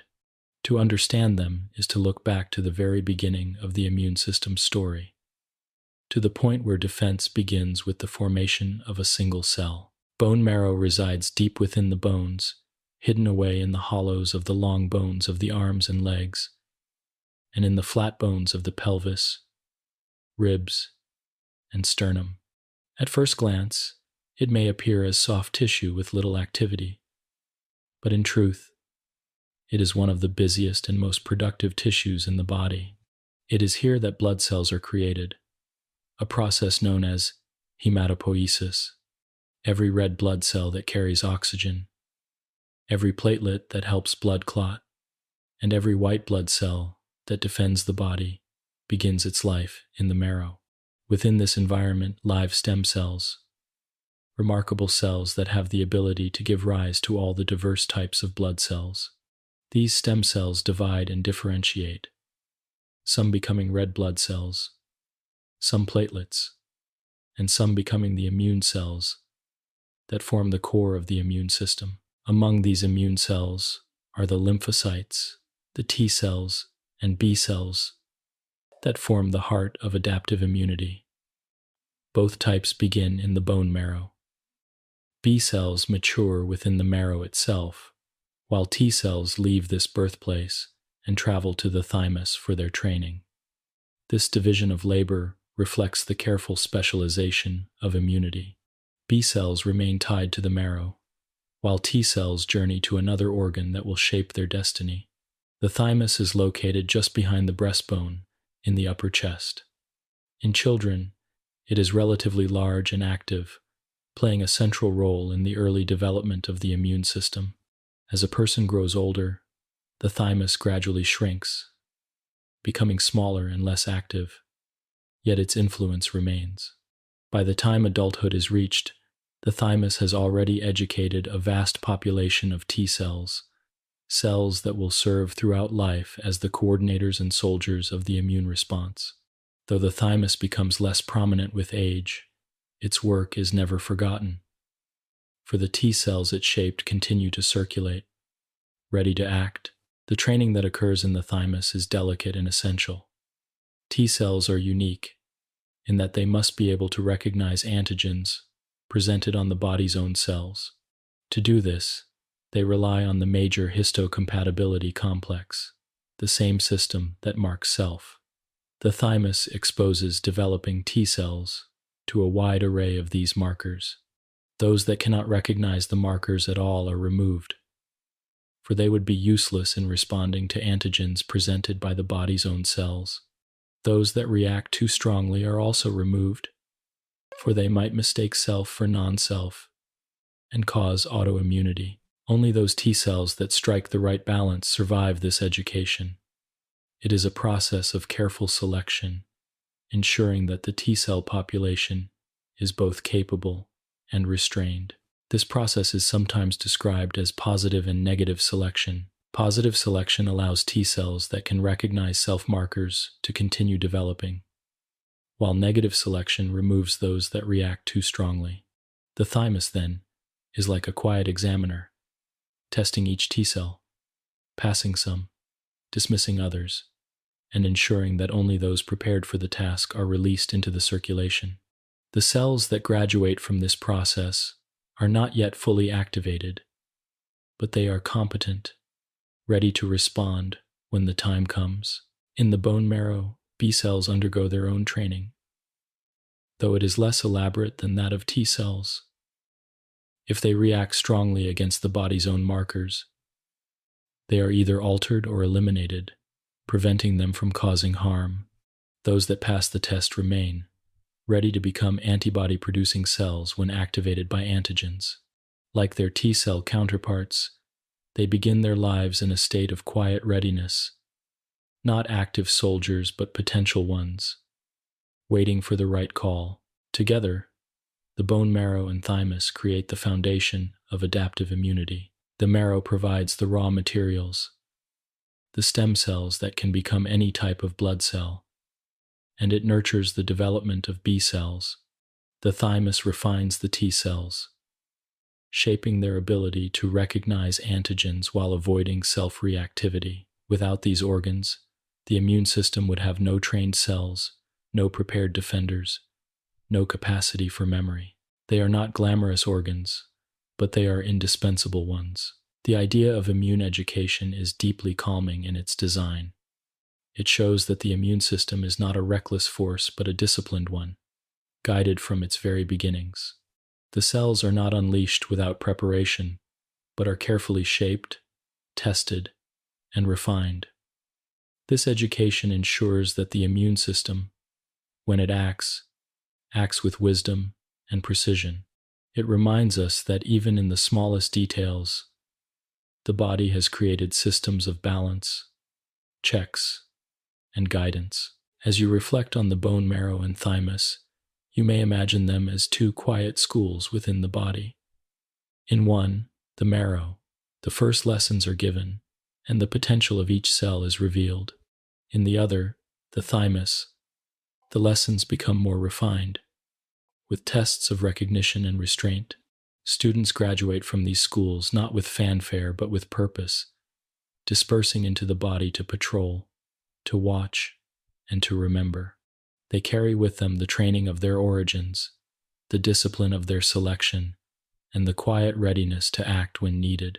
The fact that this process occurs without awareness is perhaps its most remarkable feature. From birth, the marrow and thymus are at work, shaping the immune system without instruction, without direction, without pause.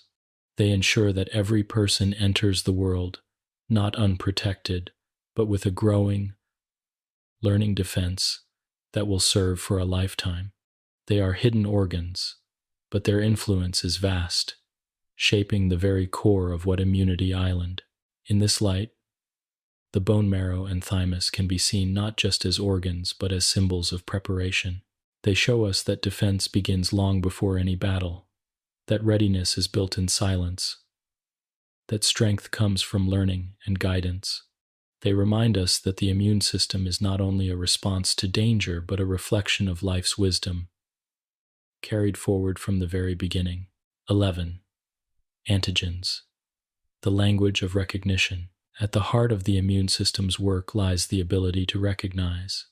Without recognition, there could be no distinction between self and non-self, no ability to identify invaders, no way to remember them for the future. The immune system accomplishes this task through the recognition of antigens. An antigen is any substance capable of provoking an immune response. Though small in scale, antigens are like words in a hidden language, patterns that the immune system reads with care. They may be proteins on the surface of a bacterium, sugars on the outer coat of a virus, or fragments of toxins released into the body. Whatever their form, they serve as signals, markers that declare, this is here, this is present. The immune system's task is to interpret these signals and to respond in a way that preserves balance. To understand antigens, it is helpful to think of them not as entire invaders but as pieces, as signatures. A bacterium may carry many antigens, each one a small part of its surface. A virus may present only a few, but those few may be enough for recognition. Even a cell of the body itself, if it has changed in unhealthy ways, can present abnormal antigens. The immune system does not need to recognize the whole. It only needs to read a part.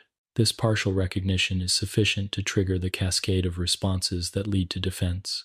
The recognition of antigens is not random, but highly specific.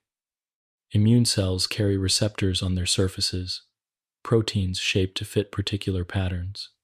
When an antigen matches a receptor, it is like a key fitting into a lock. The match may be strong or weak, and the strength of the binding often determines the intensity of the response. Each T cell and B cell carries receptors of a single specificity, meaning that each cell is tuned to recognize one kind of antigen. This creates a vast diversity, a library of possibilities, so that the immune system as a whole can recognize countless different patterns.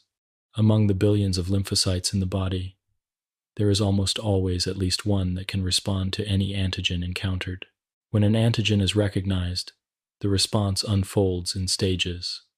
A B cell that recognizes an antigen may become activated, dividing and producing many copies of itself. Some of these copies will become plasma cells, factories that secrete antibodies tuned to the antigen. These antibodies can then circulate, binding to the antigen wherever it is found, neutralizing toxins, blocking viruses, or marking bacteria for destruction. Similarly, when a T cell recognizes an antigen presented on the surface of another cell, it can become activated, releasing signals that guide the immune response, or directly destroying infected cells. In both cases, recognition of the antigen is the trigger that begins the process. Antigen presentation is a crucial part of this system. While B cells can sometimes recognize free-floating antigens, T cells cannot. They require antigens to be displayed on the surface of other cells, bound to molecules of the major histocompatibility complex, or MHC. Dendritic cells and macrophages are especially skilled at this. After engulfing invaders, they process them, breaking them down into fragments, and then presenting those fragments on their surfaces. In this way, they serve as teachers, showing T cells exactly what has been encountered. The T cells read these presentations, and if the antigen is recognized as foreign, they respond.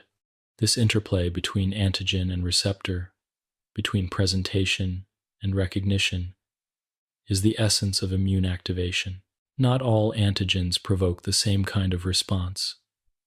Some are strong, easily recognized, and capable of stimulating a response on their own. Others are weak and require the presence of additional signals. Some antigens are harmless, like those found in food or pollen, yet the immune system sometimes misinterprets them, leading to allergies. In these cases, the recognition is real, and the result is an unnecessary response. Autoimmunity represents another kind of misinterpretation, where self-antigens are mistaken for foreign ones, leading to attacks on the body's own tissues. These examples remind us that antigen recognition is not infallible. It is a delicate balance, one that usually succeeds but can occasionally falter. Despite these possibilities, the recognition of antigens is overwhelmingly beneficial. It allows the immune system to respond not only to familiar threats, but also to new ones. Even when encountering a pathogen for the first time, the body can recognize its antigens and begin to build a response.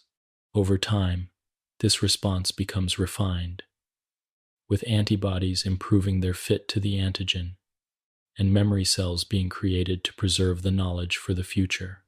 In this way, antigens are not only the triggers of defense, but also the seeds of memory, ensuring that the same invader will not cause as much harm again. Vaccination is a clear example of how antigens guide immunity. By introducing harmless versions of antigens, whether inactivated microbes, fragments of proteins, or other safe forms, the immune system is given the opportunity to recognize and remember without facing the full danger of disease. The body treats these antigens as it would any foreign signal, building a response and storing the memory. Later, if the actual pathogen appears, the immune system is already prepared. This principle has saved countless lives and stands as one of the clearest demonstrations of how antigens serve as the language by which the immune system learns. It is remarkable to consider the scale of this recognition.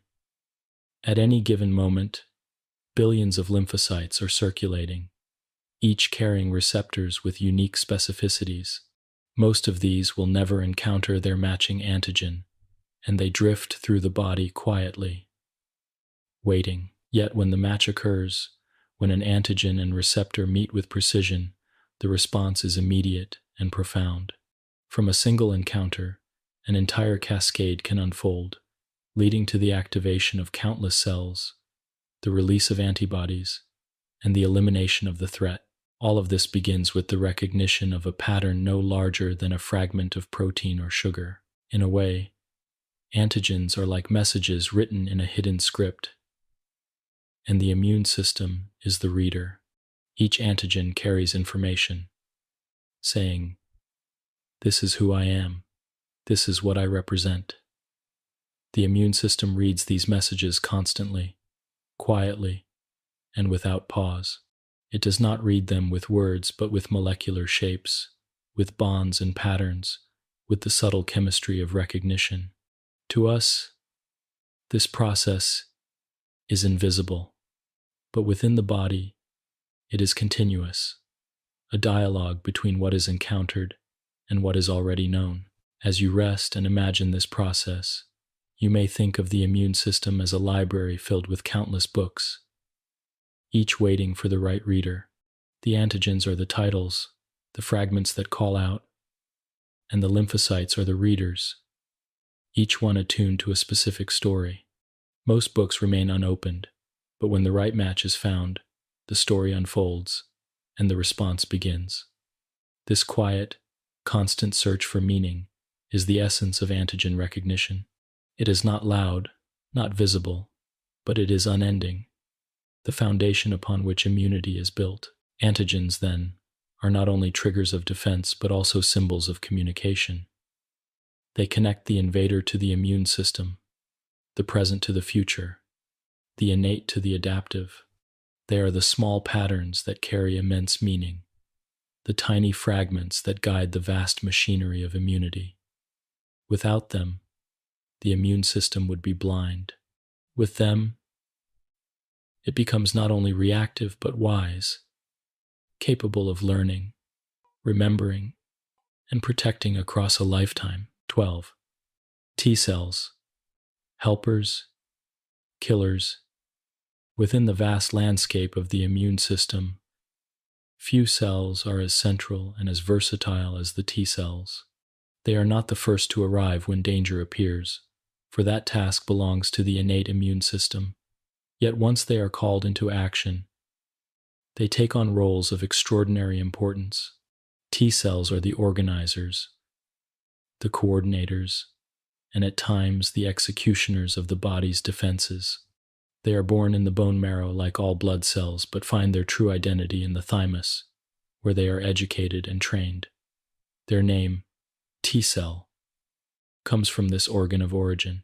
To understand immunity is to understand T cells, for they are at the center of the adaptive response, shaping the body's ability to respond with both precision and restraint. When a T cell leaves the thymus, it is not yet a warrior but a potential one, prepared for recognition but waiting for the right signal. This signal comes when an antigen is presented to it by another cell. Unlike B cells, which can recognize free-floating antigens, T cells require antigens to be displayed on the surface of a host cell bound to major histocompatibility complex molecules. It is as though the immune system insists on confirmation, ensuring that T cells respond only when another cell has already processed and verified the presence of something foreign. Once this recognition occurs, the T cell awakens. From quiet readiness, it becomes an active participant in defense, dividing, multiplying, and assuming a role in the larger immune response. There are several main types of T cells, each with its own purpose. Helper T cells, also known as CD4+ T cells, are perhaps the most influential. They do not kill invaders directly, but their guidance determines the course of the immune response. When activated, they release cytokines, small signaling molecules that act like instructions. These cytokines encourage B cells to begin producing antibodies, stimulate cytotoxic T cells to increase their activity, and enhance the work of macrophages in engulfing and destroying microbes.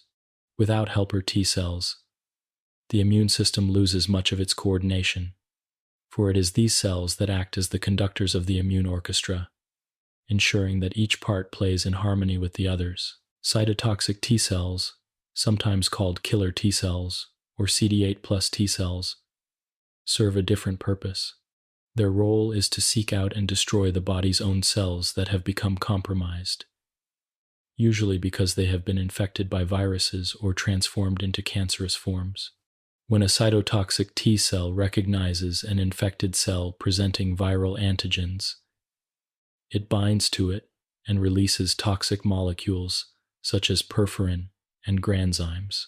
Perforin forms pores in the cell membrane, while granzymes enter through these pores and trigger the cell's self-destruction. This process, known as apoptosis, ensures that the infected cell is removed cleanly, preventing the virus from replicating further. Though the act sounds harsh, it is precise and contained, eliminating only the cells that pose a threat, while leaving the surrounding tissue unharmed. Regulatory T cells form a third important group. Their task is not to activate but to restrain. Once the threat has been controlled, these cells release signals that quiet the immune response, preventing it from going too far or lasting too long. Without them, the immune system might continue its attack even after the invader is gone, causing unnecessary damage to the body's own tissues. Regulatory T cells thus provide balance, ensuring that the power of immunity is tempered with restraint. They are reminders that defense is not only about action but also about knowing when to stop. Memory T cells represent yet another group, one that embodies the principle of immune memory. After an infection has been cleared, most of the activated T cells die off, their work complete, but some remain, persisting in the body for years or even decades. These memory T cells circulate quietly, needing no further activation, for they are already prepared. If the same antigen is encountered again, they respond instantly, far more quickly than naive T cells could. This is why many diseases do not strike twice, and it is also why vaccines are effective. The memory of T cells transforms the immune system from a reactive force into a learning one, capable of recalling past encounters and preventing future harm. The strength of T cells lies not only in their actions but in their specificity. Each T cell is tuned to recognize a single antigen through its T cell receptor, a unique structure formed during its development. The diversity of these receptors is immense, generated through a process of genetic recombination that creates nearly endless variations. Among the billions of T cells circulating in the body, there is almost always one capable of recognizing any antigen that might appear. This diversity ensures that the immune system can respond to the vast and unpredictable variety of microbes in the world. The work of T cells is not without risks. If their recognition is faulty, they can attack the body's own tissues, leading to autoimmune disease. If they fail to respond, infections may spread unchecked. If their regulation is lost, the immune response may grow excessive, damaging the body in its attempt to heal. And if T cells themselves are targeted by disease, as in the case of HIV, which infects and destroys helper T cells, the entire immune system becomes weakened. These vulnerabilities highlight how central T cells are, for when they are compromised, immunity itself falters. Despite these possibilities, the functioning of T cells is usually extraordinarily effective. Day after day, they circulate through the blood and lymph, patrolling, sampling, and preparing. They move through lymph nodes, scanning the antigens presented by dendritic cells, always searching for the rare match that will awaken them. When the match is found, they multiply, filling the body with cells attuned to that specific invader. They direct, they destroy, they regulate, and they remember. All of this occurs without awareness, quietly and steadily, maintaining health and balance. The presence of T cells is calming in its constancy. They are not hurried, yet they are vigilant. They do not act rashly, but when the time comes, they act with precision. They embody the immune system's dual nature, both patient and powerful, both reactive and disciplined. They remind us that defense is not a matter of brute force, but of careful recognition, measured action, and lasting memory. As you consider the role of T cells, you might imagine them as watchful guardians walking quietly through the corridors of the body. Some carry scrolls of instruction, guiding others with their signals. Some carry swords of precision, seeking out and removing what has gone astray. Some carry scales of balance, ensuring that justice does not become excess. And some carry books of memory, preserving the stories of past encounters for future generations of cells. Together they form a community, diverse in role but united in purpose, working not in isolation, but in harmony. In their quiet, unseen way, T cells ensure that the immune system is more than a reflex. They make it an intelligent system, one capable of discernment, guidance, and remembrance. They are helpers, killers, regulators, and keepers of memory, all in one. They are the threads that tie together recognition, action, and balance. And though they cannot be seen or felt, they are always present, always moving, always guarding the delicate harmony of life within the body. 13. B cells and the crafting of antibodies. If T cells can be seen as the organizers, communicators, and direct actors of immunity, then B cells are the artisans, crafting some of the most elegant and effective tools of defense that the body possesses. These tools are antibodies, small proteins of remarkable specificity that bind to antigens with precision, neutralizing them or marking them for destruction. The story of B cells is the story of how the immune system creates weapons that are at once delicate and powerful, shaped to fit their targets, as if designed with intention. To understand B cells is to understand how immunity transforms recognition into lasting protection, how the invisible act of binding becomes the foundation of memory and resilience. B cells, like all blood cells, begin their lives in the bone marrow. It is here that they undergo their earliest stages of development, rearranging their genetic material to create unique receptors on their surfaces.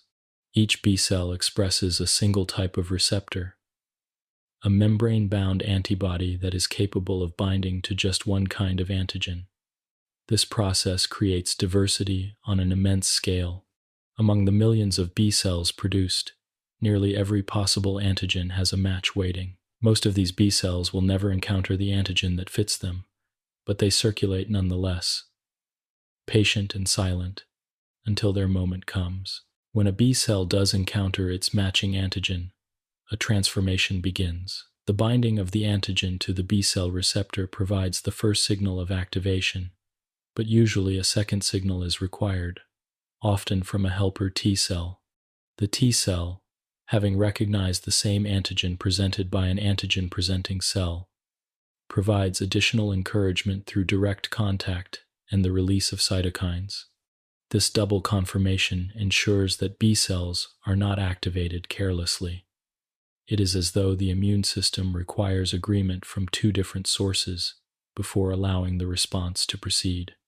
Once both signals are received, the B cell awakens, entering a phase of intense activity. The activated B cell begins to divide rapidly, creating a population of identical cells, all attuned to the same antigen. Some of these cells will become plasma cells, specialized factories that produce antibodies in vast quantities.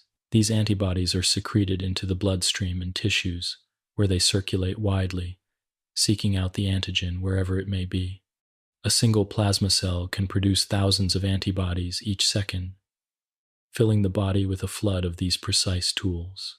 Other cells from the activated population become memory B cells, persisting long after the infection has passed, ready to respond instantly if the same antigen appears again. This division of labor between plasma cells and memory cells is what gives the immune system both immediate strength and lasting memory. Antibodies themselves are remarkable in their design.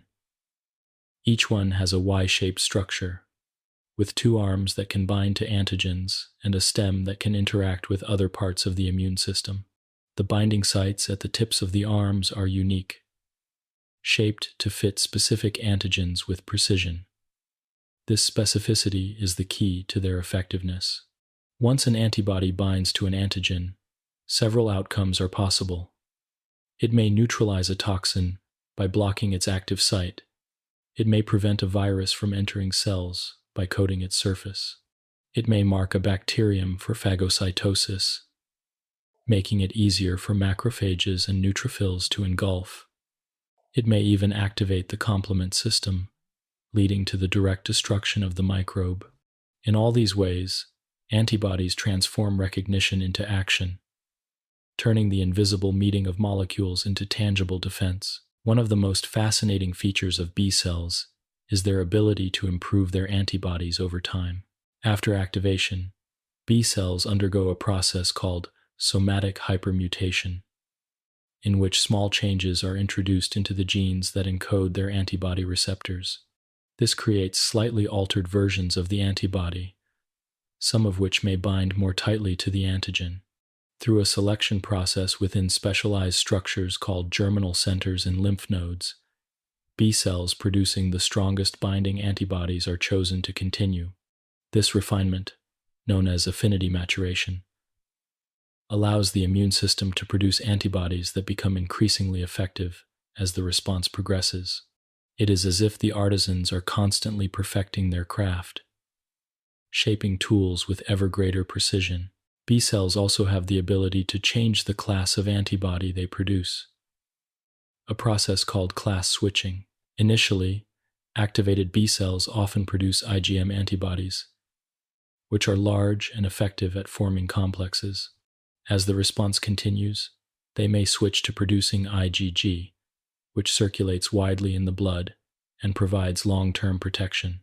In mucosal areas like the gut and respiratory tract, B cells may produce IgA, which is secreted onto surfaces to provide local defense. Some B cells produce IgE, which plays a role in allergic responses and in defense against parasites. Each class of antibody has its own strengths, and class switching allows the immune system to tailor its response to the nature of the threat. The memory B cells created during this process are among the most valuable outcomes of the response. Unlike plasma cells, which often die after their burst of activity, memory B cells can persist for years. They carry with them the record of the antigen they recognized, ensuring that if it returns, the response will be immediate and strong. This is why a person who has been infected with certain viruses, such as measles or chickenpox, is often immune for life. The memory B cells remain quiet but ready, their receptors perfectly matched to the antigen, their response swift and decisive. Vaccination takes advantage of this principle. By exposing the immune system to harmless versions of antigens, whether as inactivated microbes, purified proteins, or genetic instructions, vaccines allow B cells to create memory without the risk of disease. The body responds to the antigen as if it were a real invader, producing antibodies and memory cells. Later, when the actual pathogen is encountered, the response is already prepared. This ability to learn in advance has transformed human health, and it all depends on the capacity of B cells to recognize antigens, produce antibodies, and preserve memory. Though B cells are powerful, they are also restrained by the same principles of tolerance that guide the immune system as a whole. During their development, B cells that react strongly to self-antigens are eliminated or altered, reducing the risk of autoimmunity. Even after activation, B cells require the confirmation of helper T cells to fully awaken, ensuring that their actions are not reckless. These safeguards reflect the delicate balance of immunity, where power must be matched with caution, where defense must be paired with restraint. In reflecting on the role of B cells, one is struck by the elegance of their work. They do not attack directly. They do not engulf or destroy. Instead, they create, producing molecules that can circulate widely, that can act in countless places at once, that can bind with precision and effect. They are artisans of immunity, crafting antibodies that are at once tools, messengers, and memories. Without them, the immune system would be reactive but forgetful, strong but imprecise. With them, it becomes precise, adaptable, and enduring. As you imagine their role, you might think of B cells as quiet craftsmen in a hidden workshop. Each one begins with a single design, a single pattern it can recognize. When called upon, it multiplies, filling the workshop with artisans all crafting the same tool. Some create the tools in abundance, sending them out into the world to do their work. Others keep the designs safe, storing them for future use. Together, they ensure that the body not only survives the present challenge but also remembers it, ready for whatever may come. This is the story of B cells and the antibodies they create, a story of recognition transformed into action, of tools crafted with precision, of memory preserved in silence. It is a story of defense not through confrontation alone but through creation, of resilience built one antibody at a time. 14. Antibodies in action. Antibodies are among the most elegant creations of the immune system, though they are microscopic proteins, invisible to the eye and intangible to the senses. Their presence is felt in the safety and resilience of the body. Crafted by B cells after careful recognition of an antigen, antibodies are the tools that transform memory and specificity into effective protection. To watch them in action, even in the imagination, is to witness the immune system at its most precise and graceful. They are like keys designed to fit specific locks, and when those locks are turned, the doors to infection are closed. Each antibody has a characteristic Y-shaped structure. The arms of the Y are the antigen binding sites, regions that can attach to a specific shape or sequence of molecules on an invader. The stem of the Y, known as the Fc region, connects the antibody to the broader immune system, allowing other cells and proteins to recognize and act upon whatever the antibody has bound. This dual structure, one part for recognition, one part for communication, explains the versatility of antibodies. They do not work alone, but as mediators, binding to invaders, and then signaling the rest of the immune system to respond. The most direct way antibodies protect is through neutralization. When an antibody binds to a toxin, it can block the toxin's active site, rendering it harmless. When an antibody coats a virus, it can prevent the virus from attaching to and entering host cells. In this way, antibodies act as shields, interposing themselves between the invader and the body. Neutralization requires no destruction, no inflammation, no further action. It is simple and effective, preventing harm before it can begin. Antibodies can also promote phagocytosis, the process by which immune cells engulf and digest invaders. This occurs through opsonization, a term that means to make tasty. When antibodies coat a bacterium, their Fc regions stick outward, providing handles for macrophages and neutrophils to grasp. These phagocytes have receptors that recognize the Fc region, and when they bind, they are encouraged to engulf the target. In this way, antibodies act as markers, highlighting invaders and guiding immune cells directly to them. What might otherwise be overlooked is now unmistakable, and clearance becomes swift. Another powerful role of antibodies is the activation of the complement system. When antibodies bind to antigens on the surface of a microbe, they can trigger the classical pathway of complement activation. This sets off a cascade of reactions that culminate in the formation of the membrane attack complex, which punctures holes in the microbe's membrane. In this way, antibodies serve as the starting point for a chain of events that ends in direct destruction. The collaboration between antibodies and complement illustrates how different parts of the immune system work together, each enhancing the other's abilities. Antibodies also have the capacity to cluster invaders together. When they bind to multiple antigens at once, they can cause viruses or bacteria to clump. This agglutination makes it easier for phagocytes to clear the invaders in groups, rather than one at a time. Similarly, antibodies can cause precipitation of soluble antigens, forming complexes that are more easily recognized and removed. These processes may seem subtle, but they increase the efficiency of the immune response, ensuring that invaders are not only neutralized, but also physically cleared from the body. There are different classes of antibodies, each with its own specialties. IgM is often the first antibody produced in a response, forming large complexes that are particularly effective at activating complement. IgG is the most abundant, circulating widely in the blood and tissues, providing long-lasting protection. IgA is secreted onto mucosal surfaces, such as the lining of the gut, the respiratory tract, and the reproductive system, where it prevents invaders from crossing the barriers into the body. IgE, though less common, plays a unique role in defending against parasites and in mediating allergic reactions by binding to mast cells and triggering the release of histamine. Each class of antibody is tailored to a different environment or challenge, reflecting the adaptability of the immune system. The presence of antibodies can also protect newborns.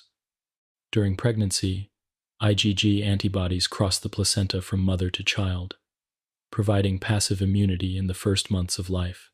After birth, antibodies are also passed through breast milk, particularly IgA, which coats the infant's gut and protects against pathogens in the early environment.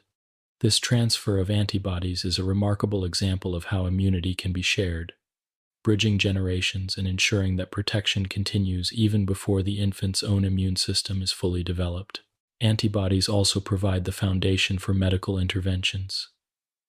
Vaccines train the immune system to produce them in advance of exposure, ensuring readiness when the real pathogen appears. Monoclonal antibodies, crafted in laboratories, can be administered to treat infections, cancers, or autoimmune conditions, offering targeted action where the body may struggle. Even diagnostic tests often rely on antibodies, using their specificity to detect the presence of antigens in blood or tissues. Thus, antibodies extend beyond their natural role, becoming tools in medicine as well as in biology. Yet for all their power, antibodies remain subtle in their action. They do not act with brute force, but with quiet precision. They bind, they signal, they guide. They are not dramatic on their own, but in their vast numbers, they transform the immune system from a reactive network into a precise and enduring protector. They represent the immune system's capacity not only to recognize but to remember, not only to defend but to prevent. It is also worth reflecting on the beauty of the process by which antibodies are refined. Through affinity maturation, the immune system improves its antibodies over the course of a response, selecting those that bind most tightly to the antigen. This process is like the sharpening of a tool, each generation of antibodies more precise than the last. The result is an immune memory that is not static but optimized, ready to respond with greater effectiveness in the future. In the quiet rhythm of life, antibodies are always present. Even now, they circulate through the blood, coat the surfaces of the lungs and intestines, and rest in secretions such as saliva and tears. They do not demand notice, but they are vigilant, binding silently to anything that might cause harm. They are reminders that the immune system's work is not always about confrontation, but often about prevention, about ensuring that threats never gain a foothold. As you imagine them in action, you might think of antibodies as countless lanterns carried into the dark, each one shining its light on an invader, marking it so that it cannot hide. Or perhaps they are like gentle hands, covering toxins, blocking them, or gathering microbes into clusters to be removed. They move invisibly, but their work is constant, turning the complexity of recognition into the simplicity of protection. Antibodies are the immune system's most enduring gifts. They provide immediate defense, lasting memory, and even protection across generations. They remind us that immunity is not only about strength, but also about craftsmanship, not only about reaction, but about foresight. In their quiet, precise action, they embody the harmony of defense, the balance of recognition and restraint, the artistry of life preserving itself. 15. The power of immune memory. One of the most remarkable qualities of the immune system is its ability not only to respond to danger in the moment, but also to remember it long after the threat has passed. This memory is what transforms immunity from a fleeting response into a lifelong shield.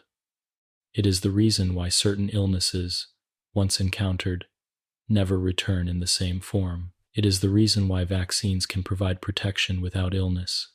It is the quiet persistence of memory that makes the immune system not just reactive but adaptive, capable of learning from the past and preparing for the future. The concept of immune memory rests on the actions of both B cells and T cells. When an antigen is encountered for the first time, Only a few lymphocytes are capable of recognizing it. These cells must be activated, must divide, and must create enough of themselves to mount an effective defense.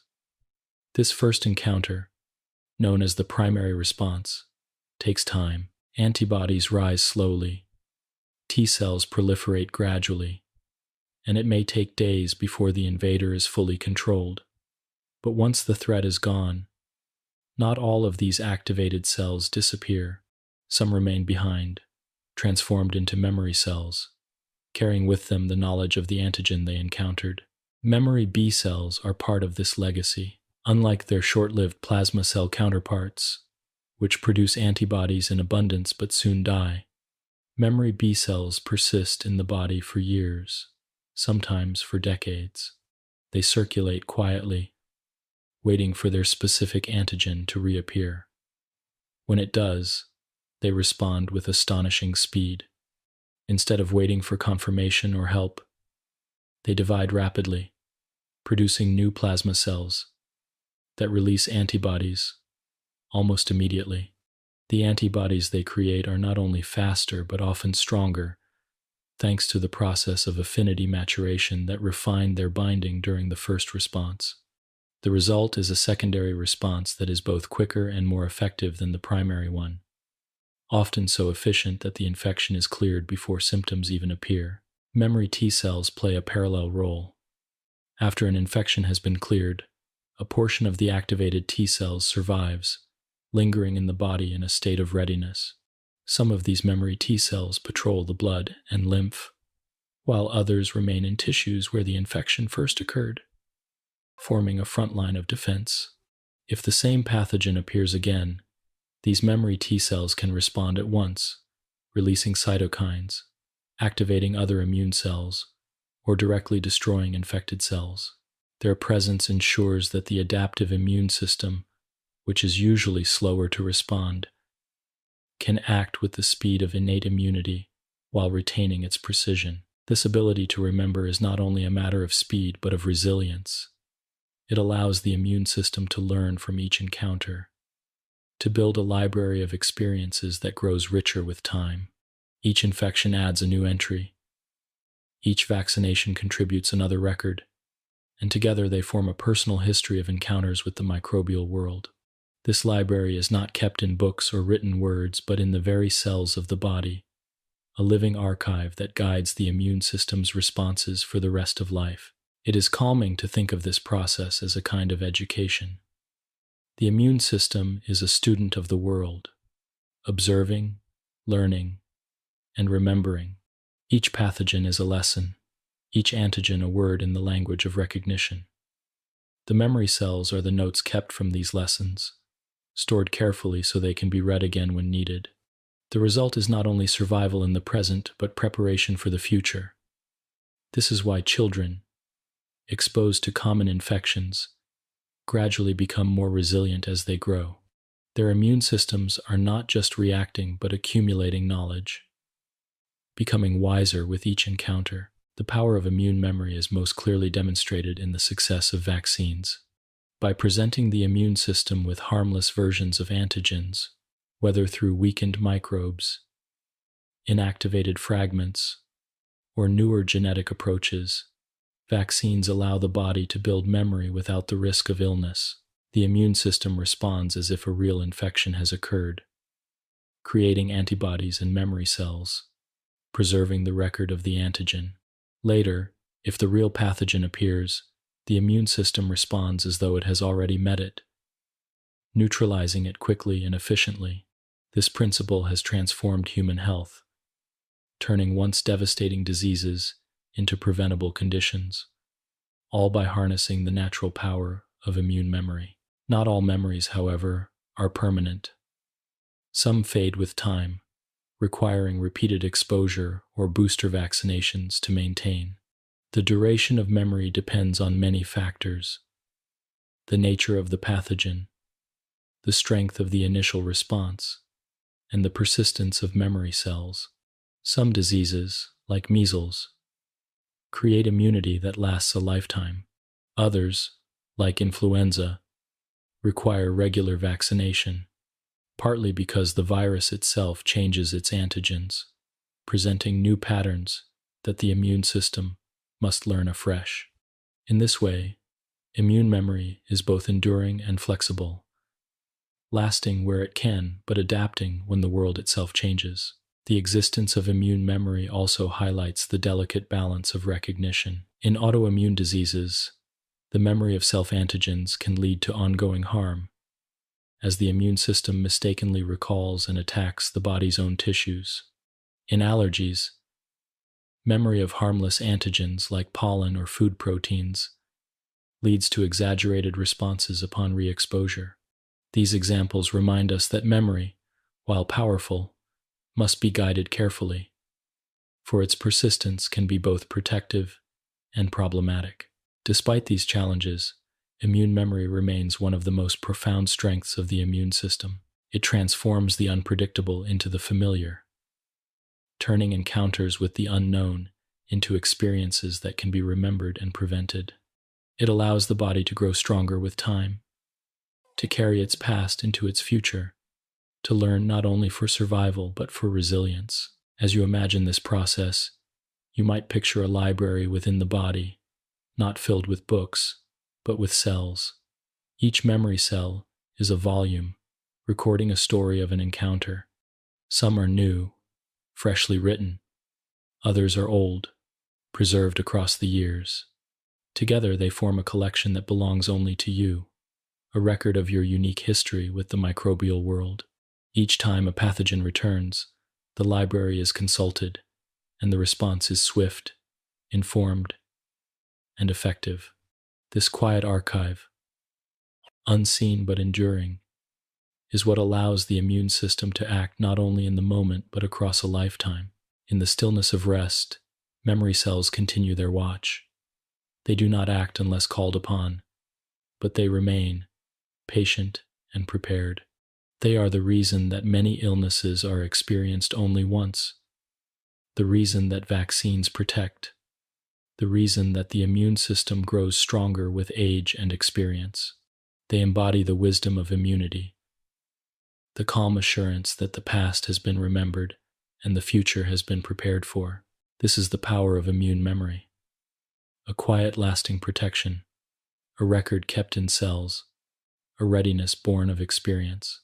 It is the immune system's greatest gift, transforming defense from a fleeting response into a lifelong guardian. 16. Vaccination as guided memory. The immune system is a master of memory, preserving its encounters so that future threats can be met with speed and precision. But nature alone is not the only teacher. Humanity has learned to guide this memory, to present the immune system with lessons in advance, before danger ever arrives. This guidance is what we call vaccination. It is one of the most profound achievements of medicine, not because it creates something new, but because it makes use of what the immune system already does so well. Vaccination is the art of teaching the immune system safely, of letting it practice its responses in the absence of real harm, so that when the true test comes, it is already prepared. At its simplest, a vaccine introduces the body to an antigen, the small molecular signal that represents a pathogen. This antigen may be a weakened or inactivated form of a virus or bacterium, a purified fragment of its surface proteins, or even genetic instructions that allow the body's own cells to produce the antigen temporarily. The antigen itself is harmless, incapable of causing the full disease, but it carries the signature the immune system needs to recognize. When the immune system encounters it, the response is the same as if a real pathogen had arrived. B cells are activated, antibodies are produced, T cells are engaged, and most importantly, memory cells are formed. The body has not been harmed, but it has been taught. This teaching follows the same stages as a natural infection, though in a quieter way. Dendritic cells capture the antigen and present it to T cells in the lymph nodes. Helper T cells awaken, guiding B cells to produce antibodies. Cytotoxic T cells may also be engaged if the vaccine presents antigens in a way that mimics infection within cells. Over time, plasma cells produce antibodies that circulate, and memory cells are created to preserve the knowledge. When the real pathogen appears later, the immune system responds as though it has already seen it, neutralizing it swiftly and often without any noticeable illness. There are different types of vaccines, each a variation on this principle of guided memory. Live attenuated vaccines contain weakened forms of the pathogen, altered so that they cannot cause serious disease but still capable of stimulating a strong and lasting immune response. Because they closely resemble natural infection, they often provide long-term protection after only 1 or 2 doses. Inactivated vaccines, on the other hand, contain pathogens that have been killed, making them completely safe, but sometimes requiring additional doses to build strong memory. Subunit vaccines use only parts of the pathogen, such as proteins or sugars from its surface, focusing the immune response on the most important targets. Conjugate vaccines link these parts to carrier proteins, making them more recognizable to young immune systems. More recently, genetic vaccines, such as those using mRNA, provide instructions for cells to produce antigens themselves, harnessing the body's own machinery to create the lesson. All of these strategies share the same goal: to create memory without illness. They do not prevent the immune system from having to act. Rather, they ensure that when it does, it acts from a place of knowledge rather than surprise. This is why vaccination is so effective at preventing disease. It transforms the first encounter, which is usually the most dangerous, into a rehearsal. By the time the real pathogen arrives, the immune system is no longer a novice but an expert. The impact of vaccination on human history is profound. Diseases that once caused fear and devastation have been diminished or even eradicated. Smallpox, which claimed countless lives over centuries, was eliminated through vaccination, the only human disease to be eradicated completely. Polio, once widespread, has been pushed to the brink of extinction. Measles, diphtheria, whooping cough, and many others have been reduced to rare occurrences in places with strong vaccination programs. These achievements reflect not only medical science but also the wisdom of the immune system itself, which holds on to its lessons faithfully once they are taught. Vaccination also demonstrates the cooperative nature of immunity. It does not protect only the individual but also the community. When enough people are vaccinated, pathogens struggle to find hosts in which to spread. This creates what is known as herd immunity, a collective protection that shields even those who cannot be vaccinated, such as newborns or individuals with certain medical conditions. In this way, guided memory becomes not only a personal defense but a shared one, a network of protection woven across a population. There are, of course, complexities within this process. Not all pathogens are easily targeted by vaccines. Some, like the influenza virus, change their antigens frequently, requiring new vaccines to be created regularly. Others, like HIV, have proven elusive, partly because of their rapid mutation and their ability to hide within the body. These challenges remind us that, while the immune system is powerful, it is not invincible, and vaccination must adapt just as pathogens do. The effort to create vaccines against such difficult diseases continues, guided by the same principle: to teach the immune system safely and in advance. The success of vaccines is also a testament to the delicate balance of immune memory. A vaccine must stimulate a strong enough response to create lasting memory, but not so strong as to cause illness. It must present the antigen clearly enough to be recognized, but safely enough to cause no harm. Achieving this balance has taken centuries of refinement, from the earliest practices of variolation to the sophisticated technologies of today. Yet the underlying principle has never changed. Provide the immune system with a harmless lesson so that it may remember. It is calming to think of vaccination in this way, not as an intrusion but as a gentle education. It does not force the immune system to do anything unnatural. It simply provides it with knowledge, allowing it to practice its recognition and refine its responses. The immune system, always ready to learn, accepts this lesson and keeps it, carrying it forward silently into the future. As you imagine the process, you might picture the immune system as a student and the vaccine as a teacher, offering a lesson book. The book contains the patterns of the antigen, the shapes and signatures that must be remembered. The student studies the book, practices its responses, and then sets it aside. Later, when the exam arrives in the form of a real infection, the student recalls the lesson instantly, answering without hesitation. The success is not dramatic but quiet, an illness prevented, a life continued in balance. Vaccination is thus more than a medical intervention. It is a partnership with the immune system, a way of guiding its natural abilities toward protection. It is the shaping of memory not by chance but by design, the careful planting of knowledge that may never need to be used but will always be available if called upon. It is one of the clearest examples of how understanding the body's quiet wisdom can lead to profound benefits. In the stillness of life, vaccines leave no trace of their presence.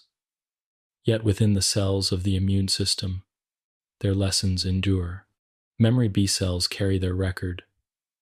Memory T cells preserve their readiness, and the body itself carries the assurance that it has been taught. This is the calm strength of guided memory, a silent shield built not by confrontation, but by preparation, ensuring that when danger comes, the body is already prepared. 17. The microbiome as an ally. When we think of the immune system, it is tempting to imagine it as a solitary guardian, standing alone against the countless microbes of the outside world. Yet this image is incomplete. The truth is that the human body does not exist in isolation. It is home to trillions of microbes, a vast community of bacteria, fungi, and even viruses that live on the skin, in the mouth, throughout the digestive tract, and in nearly every place where the body touches the outside world. This community is known as the microbiome, and far from being an enemy, it is one of the immune system's greatest allies. The relationship between the microbiome and the immune system is one of quiet partnership, a constant dialogue that strengthens both and keeps the body in balance. From the moment of birth, the microbiome begins to shape immunity. As an infant passes through the birth canal, the skin and mouth are seeded with maternal microbes, the first inhabitants of this lifelong community. Breast milk provides not only nutrients but also special sugars, designed not to feed the infant directly but to nourish beneficial bacteria in the gut. In these earliest moments, the immune system and the microbiome begin their shared journey, one shaping the other, one teaching the other what to tolerate and what to resist. This mutual education continues throughout life, a gentle conversation that influences everything from digestion to defense. The gut microbiome is perhaps the most studied and most influential part of this partnership.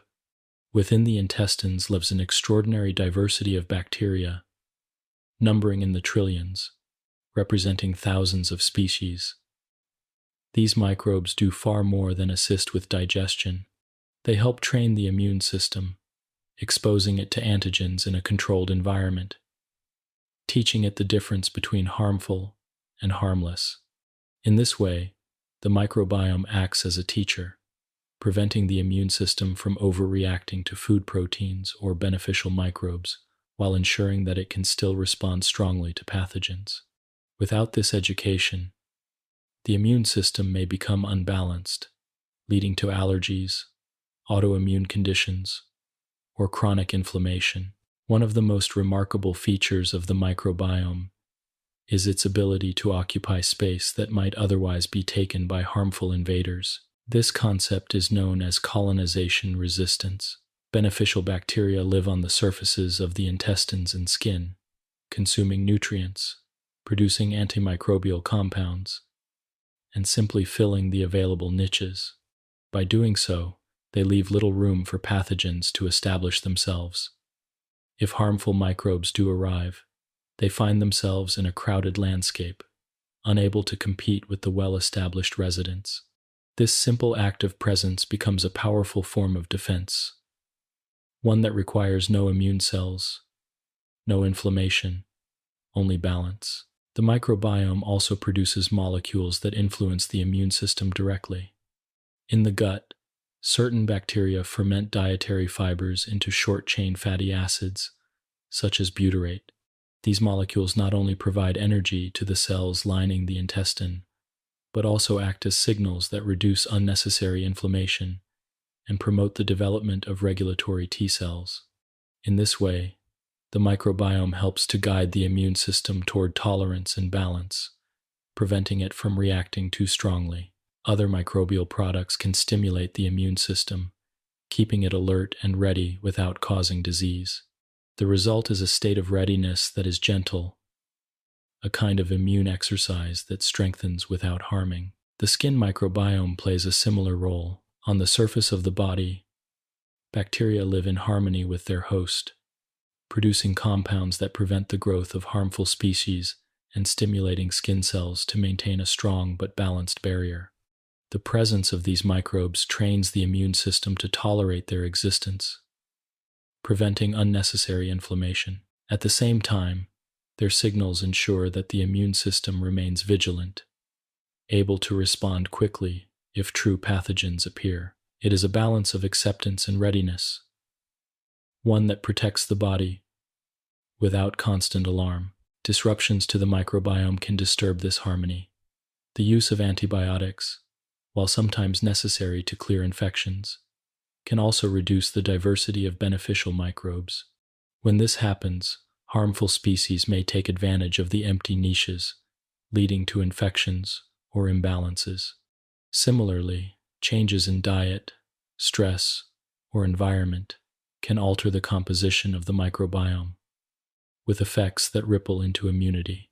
Modern research has shown connections between the microbiome and conditions ranging from inflammatory bowel disease to asthma, allergies, and even certain metabolic disorders. These connections highlight how deeply intertwined the microbiome and the immune system are, how the balance of microbial life influences the balance of immune life. Despite these vulnerabilities, the microbiome is resilient. With time, and with the support of diverse foods and healthy environments, microbial communities can restore themselves. Fermented foods, fiber-rich diets, and natural exposure to varied environments all contribute to this restoration, encouraging diversity and stability. As the microbiome regains balance, so too does the immune system, finding again the calm partnership that sustains health. The relationship between the microbiome and immunity is not simply defensive but also cooperative. The immune system provides the environment in which microbes can live safely without being eliminated. In return, the microbes provide signals, nutrients, and barriers against harm. This partnership is ancient, shaped over millions of years of coexistence. Human life has never been without microbes, and microbes have never been without hosts. Their fates are bound together, their balance shared. It is calming to consider that the body is not alone, that health is supported by trillions of invisible companions. Each one plays its small role, consuming, fermenting, signaling, and stabilizing. Together, they form a living shield, not through confrontation but through coexistence. They remind us that defense is not always about destruction, that sometimes the best protection comes from partnership. As you imagine this community, you might picture a vast garden within the body. Each plant is a microbe, each root intertwined with others, each contributing to the soil of health. Some provide nourishment, others shade, others keep weeds from growing. The immune system is the gardener, ensuring that balance is maintained, pruning when necessary, but mostly allowing the garden to flourish. In return, the garden sustains the gardener, offering strength and resilience. This image captures the essence of the microbiome as an ally, a partner in the ongoing work of defense and balance. The microbiome does not call attention to itself. It does not produce symptoms when it is in balance. It works quietly, invisibly, in harmony with the immune system. Yet its presence is constant, its influence profound. Without it, the immune system would be less educated, less balanced, less resilient. With it, the immune system becomes not only stronger but wiser, capable of responding to danger without mistaking friend for foe. This is the story of the microbiome as an ally, a community of life within life, a partnership of microbes and immunity, a balance that sustains health.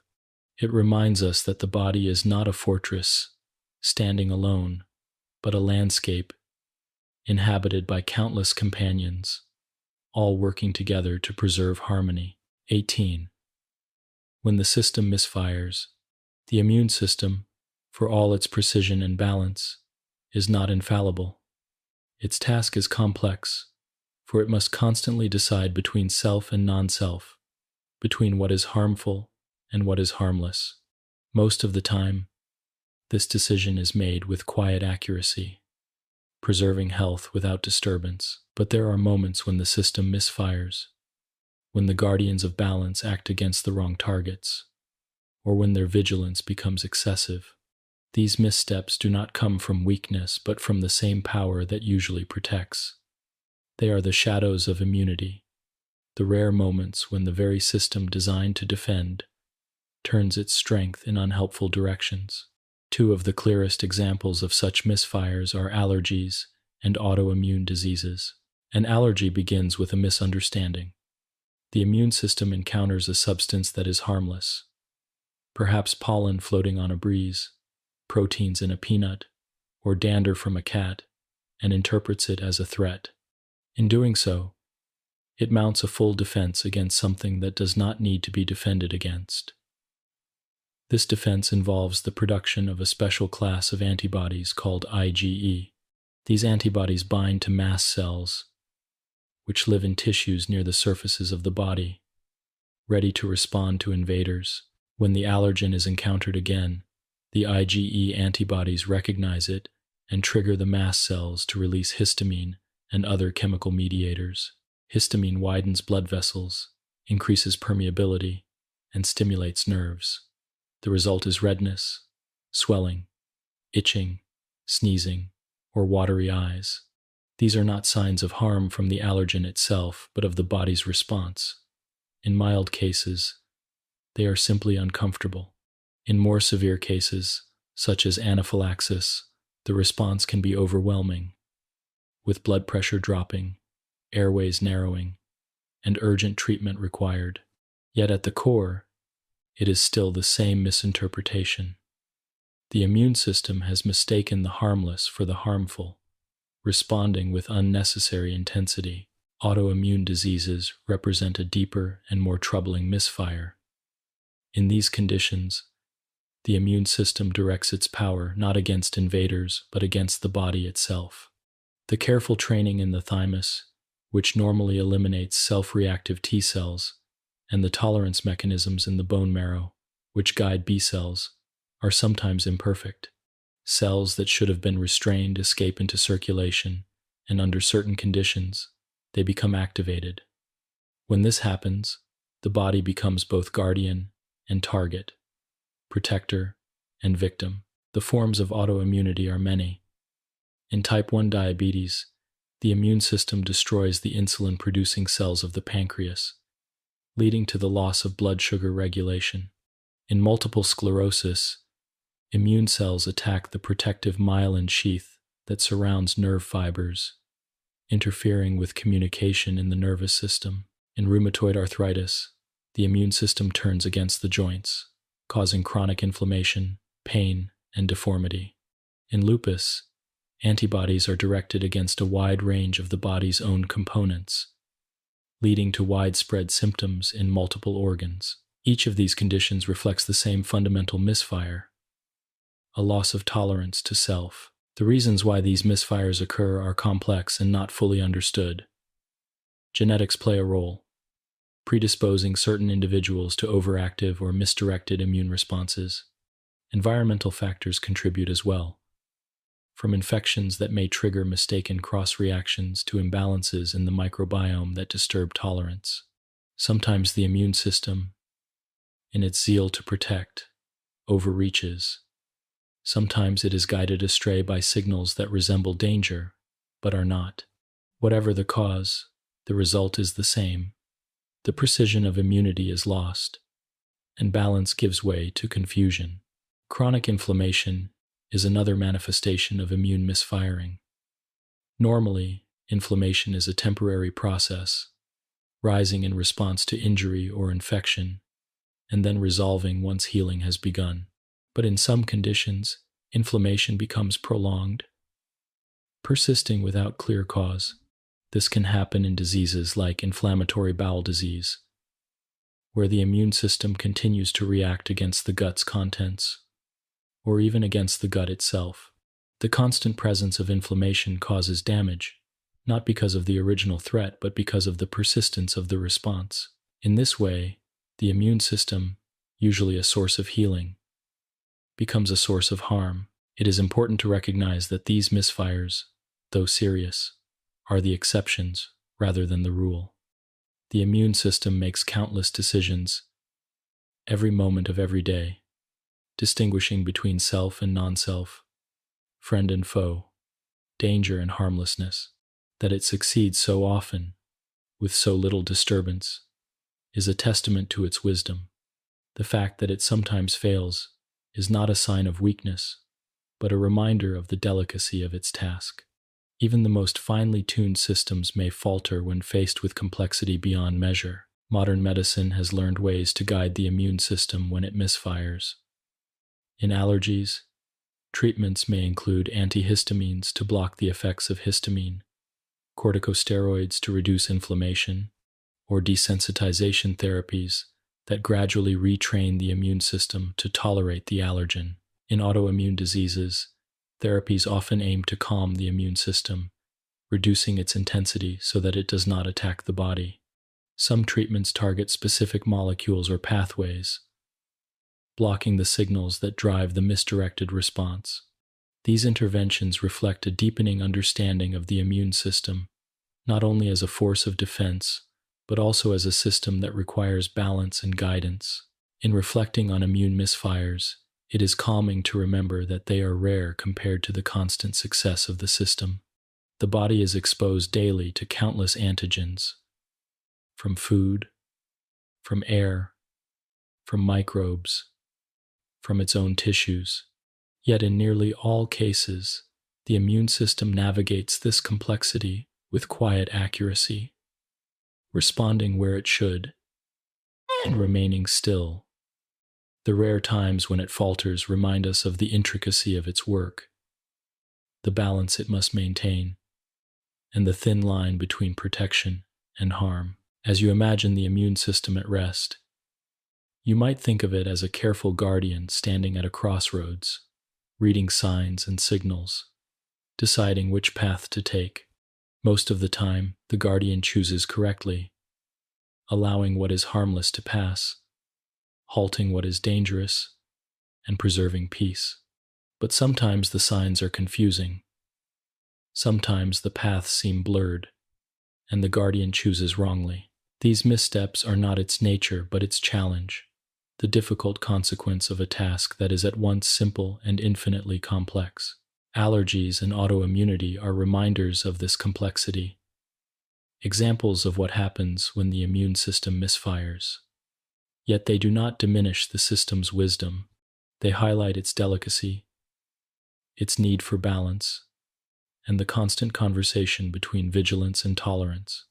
They remind us that the immune system is not a rigid machine, but a living network, capable of extraordinary protection but also vulnerable to confusion. In seeing both its successes and its misfires, we gain a fuller appreciation of its role, not only as a defender but as a participant in the harmony of life. 19.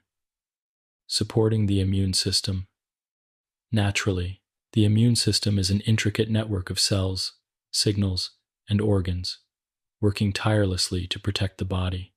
It responds to dangers both visible and invisible, learns from experience, and maintains balance through constant vigilance. Yet for all its complexity, the immune system is also profoundly connected to the simplest aspects of life.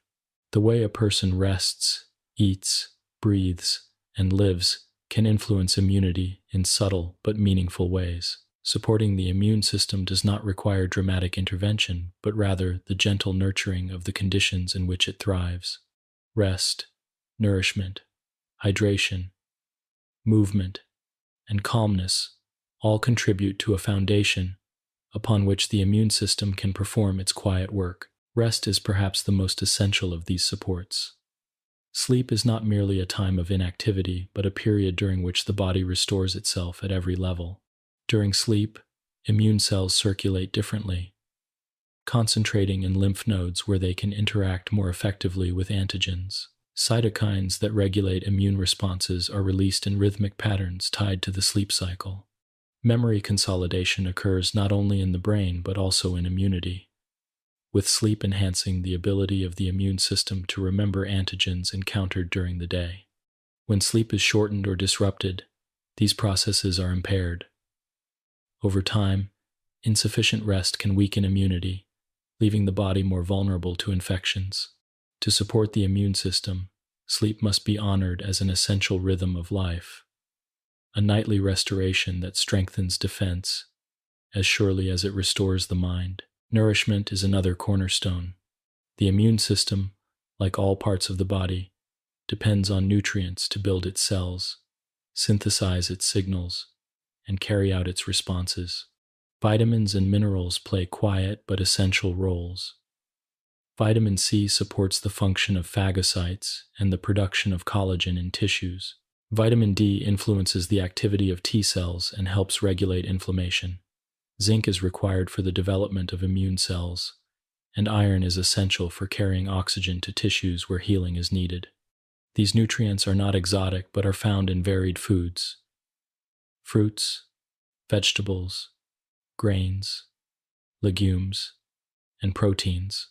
By eating a balanced diet, the immune system is given the tools it needs to work steadily and effectively. The microbiome, discussed earlier, is also shaped by diet, and in turn, it shapes immunity. Fiber-rich foods feed beneficial bacteria in the gut, which produce short-chain fatty acids that promote immune balance. Fermented foods such as yogurt, kefir, and sauerkraut contribute live microbes that can enrich the microbiome's diversity. A varied diet, abundant in plant-based foods, provides both nourishment for the body and sustenance for its microbial partners. In this way, eating is not only a matter of calories but also a dialogue with immunity, a daily act that shapes the environment in which defenses are built. Hydration, though often overlooked, is equally important. The body's fluids carry immune cells, transport antibodies, and wash away waste. Lymph, the fluid of the lymphatic system, depends on water to flow. Mucus secretions that line the respiratory and digestive tracts rely on hydration to remain effective barriers. Even the act of fever, which raises body temperature to fight infection, increases the need for fluids. By maintaining hydration, the body ensures that its immune system can move freely and function smoothly. A steady intake of water, gentle and consistent, provides this support without demand or complication. Movement also contributes to immune health.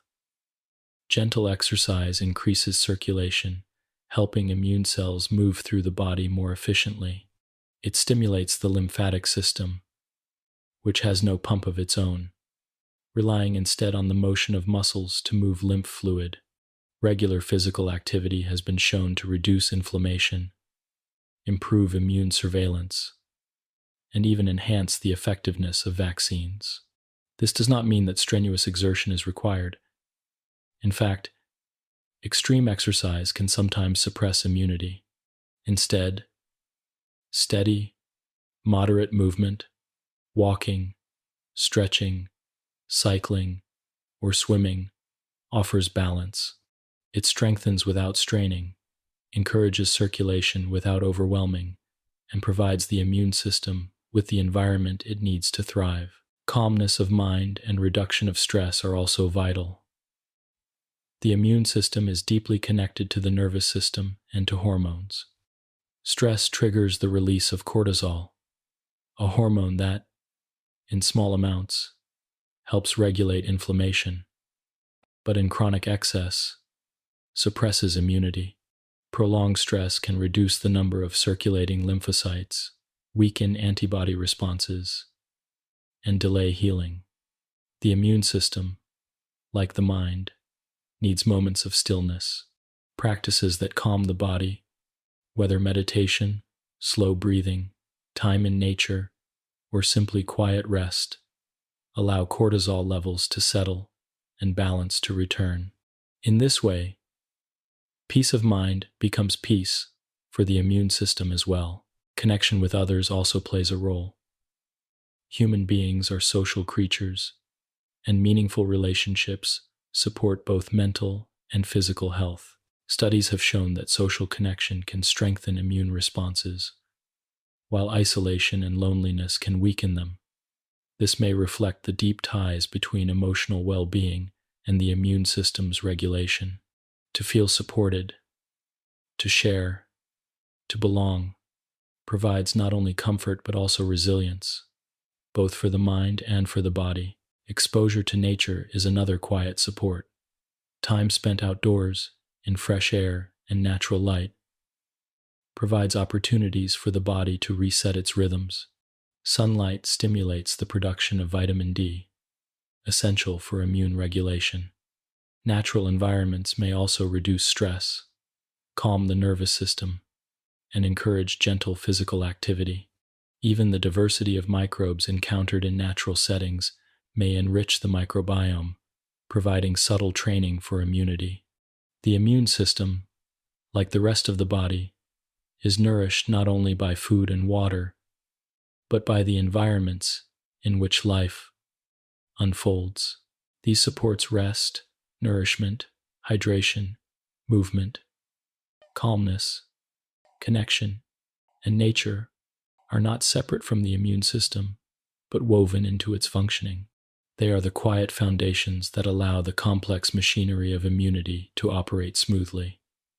Without them, the immune system may still function, but with strain, with less balance, with more difficulty. With them, the immune system works not only effectively but harmoniously, responding when needed and resting when not. It is calming to think of the immune system not as something that must be constantly strengthened, but as something that must be gently supported. Its power is already immense. Its memory is already lasting.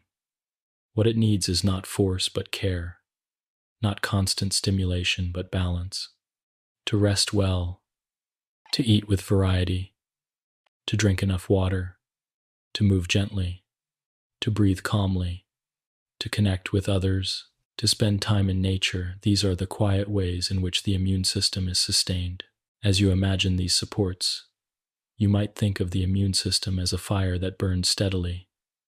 It does not need constant fuel thrown upon it, nor sudden gusts of air. It needs steady care, the right kind of wood, the right balance of air, the right environment. With these, it burns cleanly, warmly, without smoke or strain. The supports of daily life are like this care, small acts that ensure the flame continues, not blazing out of control, but steady and enduring. This is the gentle truth of supporting the immune system naturally, that it does not require extraordinary measures, but only the ordinary rhythms of life, honored and balanced. Rest, nourishment, hydration, movement, calmness, connection, and nature are not separate from immunity. They are its foundation, the soil from which its strength grows. To care for these is to care for the immune system itself, ensuring that it can continue its quiet, tireless work of protection. 20. Closing. Reflection, the harmony of defense. As we arrive at the final part of this journey through the immune system, it is worth pausing to reflect on the whole picture. Piece by piece, we have explored its barriers, its first responders, its messengers, its artisans, its memory keepers, and even its moments of misfire. Each part alone is remarkable, but together they form a system of extraordinary depth and grace. The immune system is often described in terms of battles, warriors, and defenses, but when viewed with calm reflection, it is perhaps better understood as a dance. Each step flows into the next, each movement coordinated with others, creating a rhythm of life that preserves balance. It is not chaos but harmony, not constant struggle but continuous adjustment, not noise but quiet resilience. The barriers of the body form the opening steps of this dance. Skin, tears, saliva, and mucus keep danger at bay, not through confrontation but through prevention. They are the outer gestures of immunity, always moving, always renewing, always protecting, without notice. Beyond them, the innate system waits, ready to respond quickly. Neutrophils, macrophages, natural killer cells, and the complement system act in unison, not with precision but with urgency, containing threats before they spread. Their actions are like the first chords of music, simple, strong, and immediate, setting the tone for what follows. The adaptive system joins the dance with precision. Antigens are presented like signals passed from one dancer to another, guiding the steps of T cells and B cells. Helper T cells lift their arms to guide others.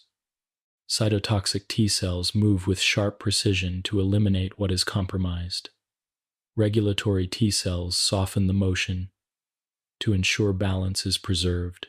B cells, in their role, craft antibodies, which spread outward like delicate threads, binding to invaders, neutralizing toxins, and marking what must be cleared. Each cell knows its role, and together they create a choreography of recognition, action, and restraint.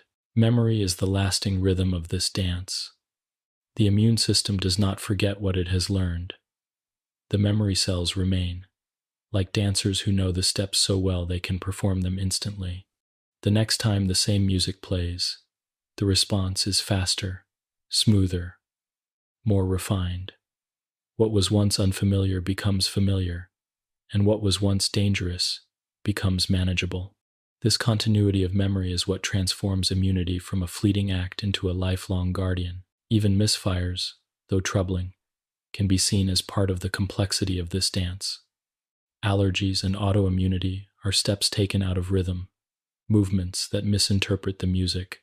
They remind us of the delicacy of coordination, of how thin the line is between harmony and discord. Yet even here, the system adapts, learns, and can be guided. Treatments and interventions act like gentle corrections, helping the dance return to its natural rhythm. The microbiome, too, belongs to this harmony. It is the background chorus, the unseen partners moving alongside immunity. These microbes occupy space, produce signals, and guide the immune system with their quiet presence. They do not perform the central steps, but without them, the dance would falter. They are proof that immunity is not isolation but partnership, not solitude but community, not a single dancer, but an ensemble. Vaccination is another layer of this harmony, a deliberate teaching of steps in advance. It gives the immune system the chance to practice, to learn the rhythms before the performance begins. When the real music plays, the immune system is already prepared, its movements smooth and assured. Vaccination demonstrates how human understanding can work with the immune system, not against it, guiding its natural capacity for memory and turning it toward health. Beyond the science, the immune system also reflects the quiet wisdom of balance. It knows when to act and when to rest, when to destroy and when to preserve, when to remember, and when to forget. It is not a system of constant activity but of constant readiness, poised but not restless, prepared but not reckless. This balance is what makes it sustainable, what allows it to guard life without consuming it. Supporting the immune system naturally is simply a matter of nurturing the conditions that allow this dance to unfold. Sleep provides rhythm, nourishment provides energy, hydration provides flow, movement provides circulation, calmness provides balance, and connection provides strength. These simple supports align with the immune system's natural harmony, giving it the environment it needs to continue its quiet work. It is calming to realize that the immune system does not need to be forced or pushed into strength. It is already strong, already wise, already capable of learning and remembering. What it needs is care, gentle, steady, consistent care. In this way, the immune system is not unlike life itself, resilient when nurtured, fragile when neglected, graceful when balanced. As you reflect on all that the immune system is, you may imagine it as a vast orchestra playing beneath the surface of awareness. Each instrument has its part: the percussion of innate immunity, the strings of antibodies, the wind of cytokines, the steady bass line of memory. Together they create music that you do not hear, but that sustains your every moment. Or perhaps it is better imagined as a dance, a choreography of cells and signals, steps taken in rhythm, movements guided by recognition, pauses balanced with motion. Whether music or dance, it is harmony that defines it, a harmony that preserves life. In the quiet of night, while you rest, the immune system continues its work. Barriers renew themselves, cells patrol, antibodies circulate, memory persists. You are unaware of its movements, yet they never cease. They protect, they balance, they learn, they remember. They are the guardians within, silent but steadfast, ensuring that life flows onward in health and continuity. This closing reflection is not the end, but a reminder. The immune system is not only a subject of study, but a source of wonder. It is not only a defense against illness, but a symbol of balance, cooperation, and resilience. It is the harmony of defense, the graceful dance of life preserving itself, the quiet music that sustains every breath. To know it is to see not only complexity but beauty, not only science but serenity. And so, as this journey comes to rest, we can hold in mind the image of the immune system, as it truly is not a battlefield, but a harmony, not a clash, but a dance, not a burden, but a gift, a system that works without praise, without recognition, with endless dedication, a guardian that never sleeps, a memory that never fades, a partner that moves with life itself, always in balance, always in harmony.